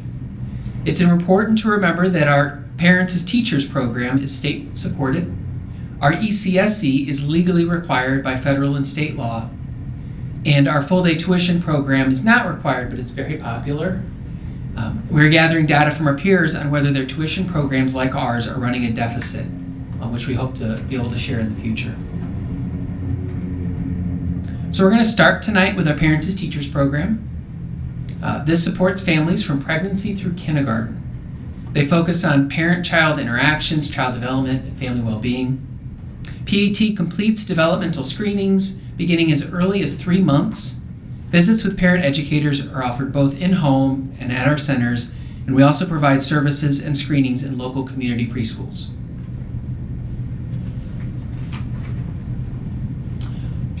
Last year, our parent educators served almost 1,500 families. They completed over 8,300 home visits, and they also completed almost 2,200 developmental screenings. And this data highlights the significant reach and impact of our critical early intervention system. Early Childhood Special Education program supports eligible students ages 3 through 5 with developmental delays or disabilities, as required by the Federal Individuals with Disabilities Education Act. Students are identified through referrals, various sources, including Parents as Teachers, pediatricians, First Steps, or sometimes families just know about us in the community. There's a comprehensive evaluation that takes place, and then services are primarily provided in half-day classrooms with a few students receiving speech therapy through our itinerant model. And that's them coming in for 30 to 60 minutes a week for the speech services. Last year, we served 477 students in our ECSE program. These classrooms are located across 4 sites, primarily in our early childhood buildings, but we do have a classroom right now at Central Elementary. This requires a significant team: teachers, paraprofessionals, therapists, speech, occupational, physical, supported by our evaluation teams, building administrators, front office staff, nurses, ESCs, and the extensive staffing ensures we meet our mandated needs of our students. So when you walk into our early childhood buildings, most of the staff in those buildings are supported by our Early Childhood Special Education grant that we received through the state. Our tuition-based programs are available to students aged 3 through kindergarten. We have both full-day programs and half-day options. Enrollment's on a first-come, first-served basis, and typically we start enrolling students right after the board approves the tuition rates in January. Our full-day option is the current focus of our problem statement, and the full-day program has traditionally had a long wait list, but that has not been the case this past school year. We currently serve 106 students in our full-day classrooms. Additionally, 188 students are enrolled in the half-day program, which operates as a peer model within our ECSE classrooms. So full-day classrooms are distributed across 4 sites, our 3 early childhood sites, and Becky David Elementary. And then the staffing for these tuition programs includes the teachers, primarily in the full-day classrooms, and then the classroom assistants.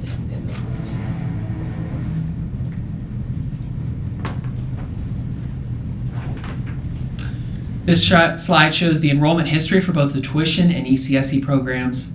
The half-day tuition students are served in our ECSE classrooms.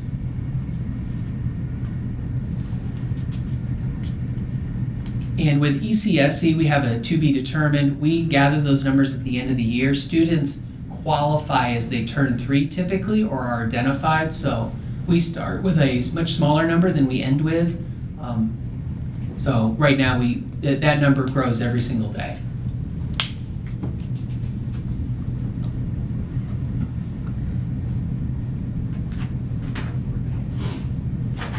Sorry, apologize. This slide represents the number of classrooms we have across the district. You can see a slight decline in our full-day classrooms and an increase in our half-day classrooms. The primary driver for this shift is the increasing need for our ECSC services. We've seen a significant number of students coming into our programs, and we've had to make some decisions in our buildings about adding a couple of classrooms as those opportunities arise. Right.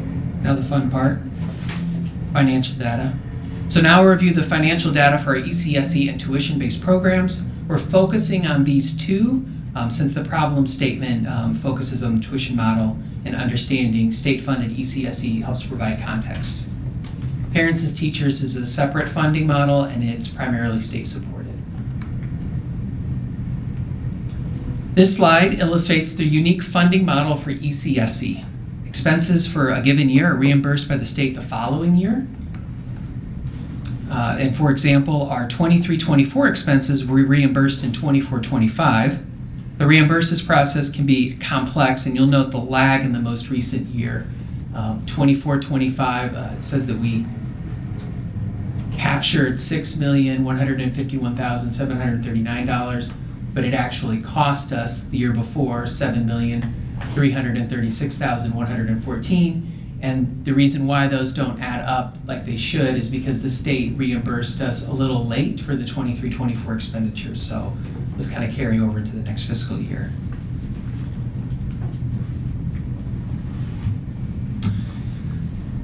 To elaborate on this previous slide, the ECSE program is funded through a DESE grant.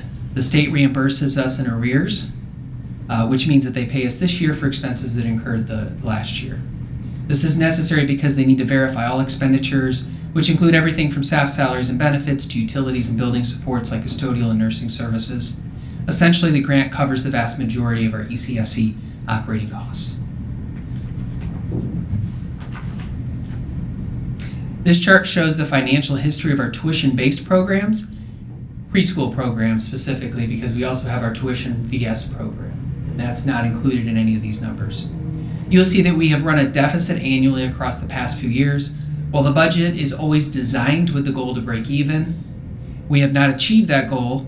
Please note, as mentioned earlier, the revenue shown here include the tuition from the half-day ECSE peer model, and that revenue is not significant enough to offset the large annual deficit in the overall tuition program. We plan to bring back at a future meeting this year's expected budget. So give you some updates about where we are mid-year.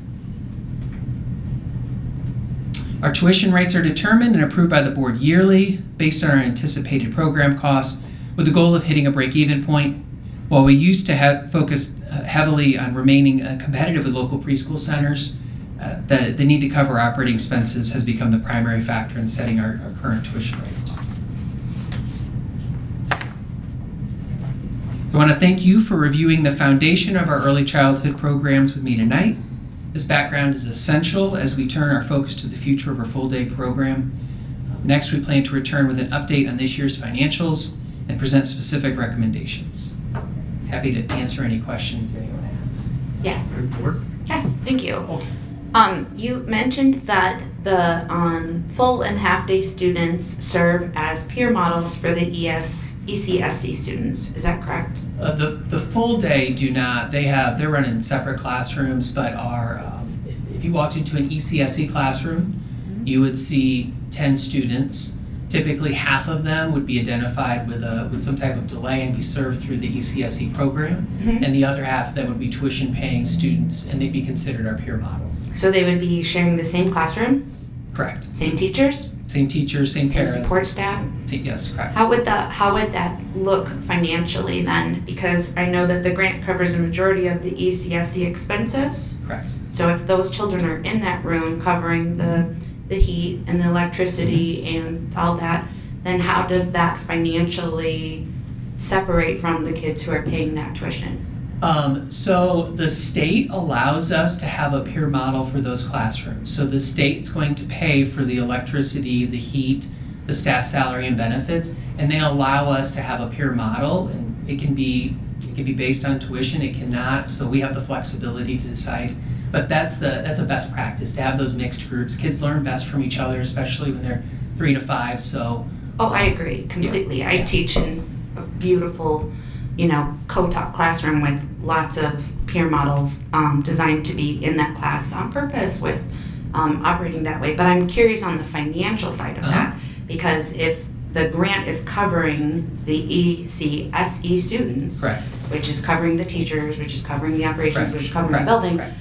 then those other kids that are in there and they're paying tuition, why is that money why are they paying money if the state is already paying for that?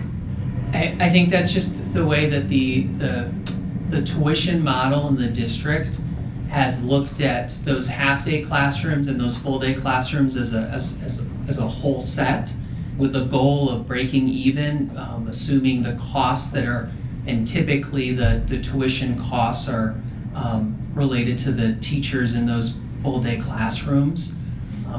We haven't run the numbers in the past couple of years, but when we have looked at how much tuition we capture from those half-day students, it's a small fraction of the total costs in our tuition, and that's something we could bring back, how much our half-day tuition brings in, but it wasn't significant to make a real difference in. Is it significant to be part of the debt? If it was removed, if the students that were in those ECSE classrooms as peer models paid nothing, it would considerably add to that full day tuition debt, correct? I guess I'm confused because if the grant is covering a majority of the ECSE expenses, and then we put some extra kids in there, it's paid for. Am I misunderstanding that? No, you're accurate. Okay. I think maybe the confusion lies that the debt arises from the full day tuition. Okay. So that full day tuition is running a significant deficit debt. The half day tuition that Dr. Vanderpool is talking about that we're capturing helps to offset that full day debt. Okay. If we weren't capturing any of those half day funds, our debt would be even greater than what it currently shows. Okay. I was confused by that because it seemed like the full day and the half day were the debt versus it felt like they were all separate, and I was imagining they had different teachers and different administrators and different paras, and then different building expenses and all the things. So it would be helpful, I think, to put it through that lens and actually understand that. So it's the full day students who are in their own classrooms within the building, simultaneously though with the ECSE kids as well, right? Correct. Like Meadows Parkway has 11 ECSE classrooms and has 2 full-day classrooms. Okay. So have you thought about just offering half-day tuition base? There's been a lot of options that have been looked at, and I know that's the plan. Is the next presentation will be a recommendation about what's going to be the best option. And then we'll find out how other districts are coping with these costs. Yeah, that's been something we've been working on, reaching out to districts to find out. It's pretty easy to see in our financials what the deficit is, but I think it's been a little harder to discover what other districts are running. Do the ECSE kids go all day? No, it's a half-day program. AM, PM, or both? Yes, there's an AM session and a PM session. Okay. Any other questions, board? I think in your next presentation, if you can share, you mentioned the district comparisons, but if you can share what those comparisons are, that'll be helpful. That'll be our goal, yes. Gotcha. Anything else? All right. Thank you very much. And now we're at interim superintendent comments. Mr. Delaney. Thank you, President Blair. I'm proud to share that all 3 of our comprehensive high schools have been ranked in the top 5% of Missouri's 725 public high schools by U.S. News and World Report. Yes, definitely. Francis Howell High School is ranked number 8, Francis Howell Central is number 13, and Francis Howell North is number 32 in the entire state of Missouri. That's an incredible feat. Excellence across the entire 150 square miles of this district. I'm honored to lead a district where our students and staff consistently achieve at such a high level. The rankings are based on how well students are prepared for college, how they perform in reading, math, and science, and how underserved students are doing, the variety of advanced courses offered, and our overall graduation rates.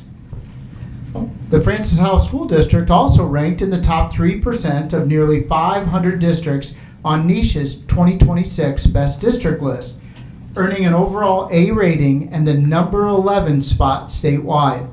The rankings reflect strong performance in academics, college prep, and student activities based on data from the U.S. Department of Education and school reviews.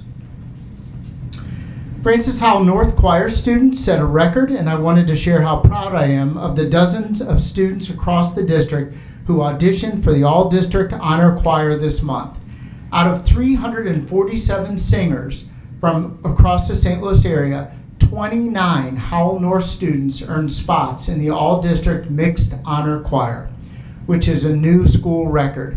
17 juniors and seniors ranked in the top 20 and will advance to audition for the All-State Choir. Francis Howell Central will have 4 students advancing, and Francis Howell High School will have 9 students. Congratulations to all our incredible student musicians and the teachers that help support them. Earlier this month, Becky David Elementary staff, friends, and family gathered to cheer on music teacher Claudine Lewis as she competed on Jeopardy! While she did not win, I would like us to celebrate the dedication it took to reach the stage. Competing on Jeopardy! Was one of her lifelong dreams. We are proud of Mrs. Lewis for representing Francis Howell and showing her students that dreams are worth pursuing. We had a great turnout, as was shared earlier, regarding our Citizens in Our Schools reunion tour on September 30th. Graduates from the last 2 cohorts, plus new applicants, gathered to learn about school finance and some of the recent and pending legislation that will have a significant impact on the district's revenue. I want to thank Dr. Amy St. John and Jen Joles for organizing this event, and a special thank you to all the Citizens alumni who remain connected and engaged with the district. We appreciate their time and their commitment. There will be opportunities for the broader Francis Howell community to learn about these financial impacts later this fall. Jen Simpson, our Director of Transportation, is retiring this December after a successful career leading our transportation department. Student transportation will continue as normal for the rest of the school year. This position is posted and will remain open for about 8 more days as the job listing closes on October 24th. We are actively recruiting a replacement to have someone in place so an interim will not be needed. To talk a little bit about Jen, she has dedicated her career to student transportation since 2003.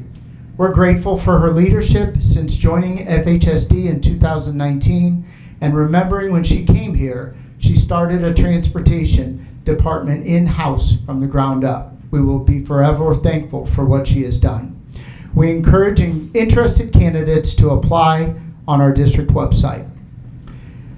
I've been very fortunate to attend many great evening activities across our school district over the past 8 weeks. Last night, I was able to watch students at the John Weldon Talent Show. It was great to see students so eager to support each other as they displayed their talents to such a large group of families. These students demonstrate the core values of our strategic plan by being kind and embodying One Howell. Thank you, John Weldon students, for reminding us all how we treat each other in Francis Howell. And finally, I want to remind the community that tomorrow is an early release day for our elementary students only. Fall break is next week. Students return to school on Monday, October 27th, and I hope everyone has a relaxing and safe break. Thank you, Board. Thank you. Board, do we have any comments? We'll start with, Yeah, thank you. I'm surprised first let me thank Mr. Delaney for all of his hard work. I know he's been pushed to the limits and resources stretched, and his time is still the same 24 hours that we all have, but I hope that we're not taking too bad of advantage of his calm demeanor and his leadership. But thank you, Mark. Everything you do is appreciated. I'm surprised at the numerous complaints that I have received lately from parents and patrons in this district regarding the books that our children are being exposed to. These books are inappropriate in so many ways, and it's very upsetting. In August of 2024, we passed regulation and policy 6341 to make the challenge process more unbiased. Up until then, LMSs, or library media specialists, were the only ones sitting on the challenge committee, and the result was that only one book challenged was taken out. Currently, it takes 5 voting to take the offensive book out, but only 1 to put it in our libraries. In hindsight, I should have pushed back on that to make a majority of 3. However, I had no true idea of the pervasive, inappropriate books in our schools. I've been told that there's a list of 100 books that have been identified and will be challenged. I'd like to read a section from a couple, and yes, these are in our libraries. If you have children in your room at home, please ask them to leave or turn off your sound. I'm going to read number 1. A man with lips like a fish comes into my room and says, "You're lucky to be with Habib. He's squeezing my breast with his hand like someone shopping for a melon. I try to push him away, but my arm, stone heavy from the lassie, doesn't move. You're lucky," he says, "that Habib is your first one." I close my eyes. The room pitches this way and that. "You can tell the others that it was Habib," he says. I open my eyes, watch him squeeze my other breast, and wonder, who is this Habib he keeps talking about? "If this is really your first name," he says, "Old Muntaz is a tricky one." He unbuckles his belt. Once before, she sold Habib used goods. The fish lips man removes my dress. I wait for myself to protest, but nothing happens. "Habib," he says. "Habib is good with the ladies." Then he is on top of me, and something hot and insistent is between my legs. He grunts and struggles, trying to fit himself inside me. With a sudden thrust, I am torn in two. "Oh, yes," he says, panting. "Habib is good in bed." I hear, coming from a distance, a steady thud, thud, thud, and register that this is the sound of a headboard hitting a wall. After a while, I don't know how long, another sound interrupts the rhythmic thud of the headboard. I know this noise from somewhere. I work very hard to make it out. Finally, I identify it. It is the muffled sound of sobbing. Habib rolls off of me. Then I understand I was the person crying. In between, men come. They crush my bones with their weight. They split me open. Then they disappear. I can tell not which of these things are real and which are nightmares. I decide to think it is all a nightmare because if what is happening is real, it's unbearable. I hurt. I am torn and bleeding where men have been. I pray to the gods to make the hurting go away, to make the burning and the aching and the bleeding stop. Before it starts, you hear a zipper baring its teeth, perhaps the sound of a shoe being kicked aside in haste, and the wincing of the mattress. Once it starts, you may hear the sound of horns bleating in the street below. The peanut vendor hawking his treats or the pock of a rubber ball as the children shout and play in the schoolyard nearby. But if you're lucky, or if you work hard at it, you hear nothing. Nothing, perhaps, but the clicking of the fan overhead, that steady ticking away of seconds until it's over, until it starts again. That's only one. I have this second book. And it doesn't end. You'd think these two were tied together, but they're not. And it doesn't end. There's cum down her throat, coming down through the crack of her ass. The young one has bitten the blood right out of her left breast, and it doesn't end. They are young. And by the time the last one is finished, the first one, oh God, the first one is ready again. He looks at the skinny redhead and the one who keeps squinching his eye up and tossing his head and tells them to watch the path. He's going to take his turn now that she's broke in. He unbuckles his belt. He unbuttons his flies. He pushes down his underwear, dirty black at the knees and dirty yellow at the crotch. And as he drops a knee on either side of her, she sees that old Masa's little Masa is just as floppy as a snake with its neck broke. And before she can stop it, the raucous laugh bursts, all unexpected from her again. Even lying here, covered with the hot jelly spend of her rapists, she can't help but see the funny side.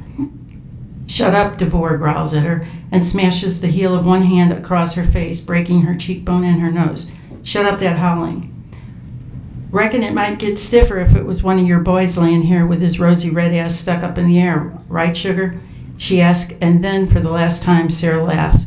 DeVore draws his hand back to hit her again, his naked loins lying against her naked loins, his penis a flaccid worm between them.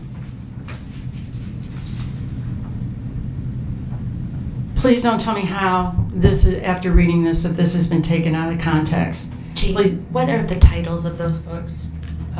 One is Sold. It's a story about a young girl being sold into sexual slavery. By Patricia McCormick? Yep. Okay. And the other one, gosh, Sarah. And what libraries were they in? Middle school, high school, elementary? High school. What was the other title? Do you have it? No, I'll look it up and get it to you. We'll return back to Jane Pushkar's comments. Yeah. Please don't tell me how this has been taken out of context. Don't tell me let them read, and please don't tell me leave it to the experts. Maybe it's time that we as a district start discussing who the real experts are, and that is actually the parent. And finally, please don't tell me that this is book banning. Taking this type of inappropriate materials out of our schools is not book banning. This is inappropriate material for a child under 18, period. Let our kids be kids. Stop trying to negatively influence their childhood. My call to action for parents: please watch and make sure you know what your kids are reading and where they're getting it from. I hope that you don't find anything that you disagree with, but if you do, please consult Policy 6341 for your right to disagree with what is being put in front of your children. Thank you. Thank you, Director Pushkar. Other board comments? I guess I could add that last night I went to the first meeting of a book review, and we'll be reading the book and then, deciding on that. So Yeah, that's the process. I went to Hollenbeck, and I met Director Harmon there. I didn't know he was going to be there. There were 3 different groups going on that night. Yeah. Any other director comments? I just want to say, on the flip side of that, I understand that's tough. However, the reality of kids and what they're exposed to and what's going on in the world, I mean, part of education here is expanding minds and helping them understand real life scenarios that they're going to get into. And for high school level, I'm sorry, but that's for parents. I personally. Wait, hold on. Hey, hold on. Hey, listen up. Everybody in here will be quiet. We've had this very respectful evening. If you want to have that conversation afterwards, that's fine. And this is not really an opportunity for conversation. This is for each board member to maybe just make a comment versus addressing other board members. So thank you. Strong opinions are okay. We just need to be handling it in a certain way while we're here. Thank you all very much. I just appreciate having an opportunity for my kids to have exposure to things that stretch their minds, make them curious, and we have good discussions about it. So I would like to add that every board member, you can make a comment, but we're not having a conversation back and forth. So, no problem. Director Oki, if you want to share your opinions, that'd be great. The book Sold by Patricia McCormick is based on a true story.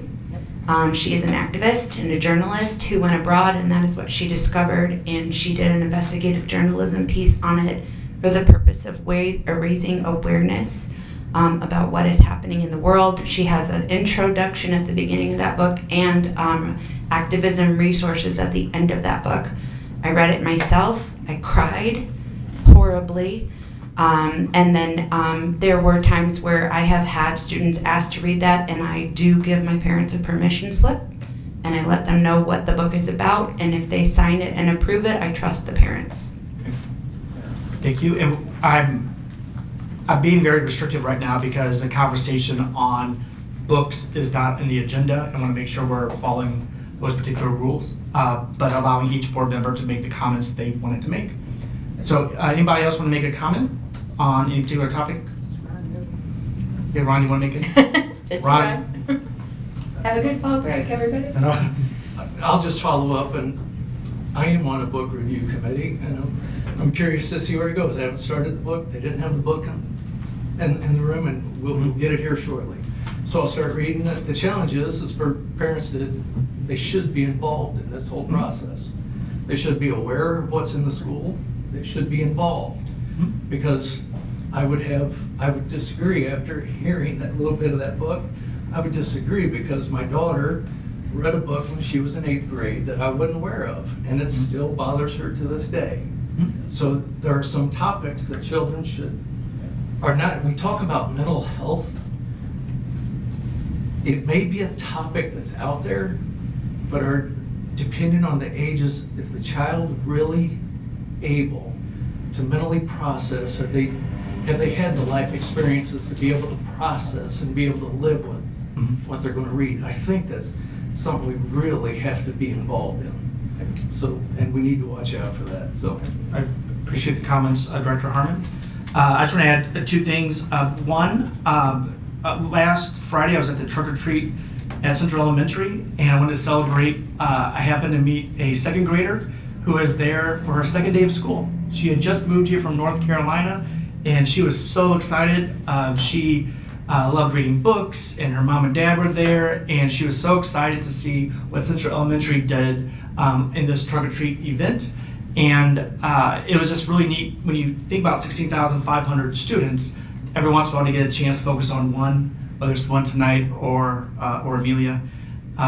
It was just really cool to see how many people stacked hands to create a great event for hundreds of kids, with one very special, very excited girl who is really happy to have moved into the Francis Howell School District. Also last week, I attended Culture Night at Francis Howell North. I was able to try food that I don't normally try. I was able to talk to students who have a background with either Vietnam or Palestine or Korea or China, Norway, England. England had toast there. I was like, oh yeah, the worst culinary everywhere. You're serving toast. And it was just really beautiful to see a collection of folks who make our district better, and grateful for that culture night and all the other culture nights that happen. We'll do a better job of communicating when those are available so everybody can enjoy and appreciate and benefit from that as well. So with that being the last comment, board, we have a motion to adjourn open session and return to closed. Do you have a first? Dr. Harmon, second by Vice President Greiter. All those in favor say aye. Aye. And any opposed say no. Motion passes. Thank you all for being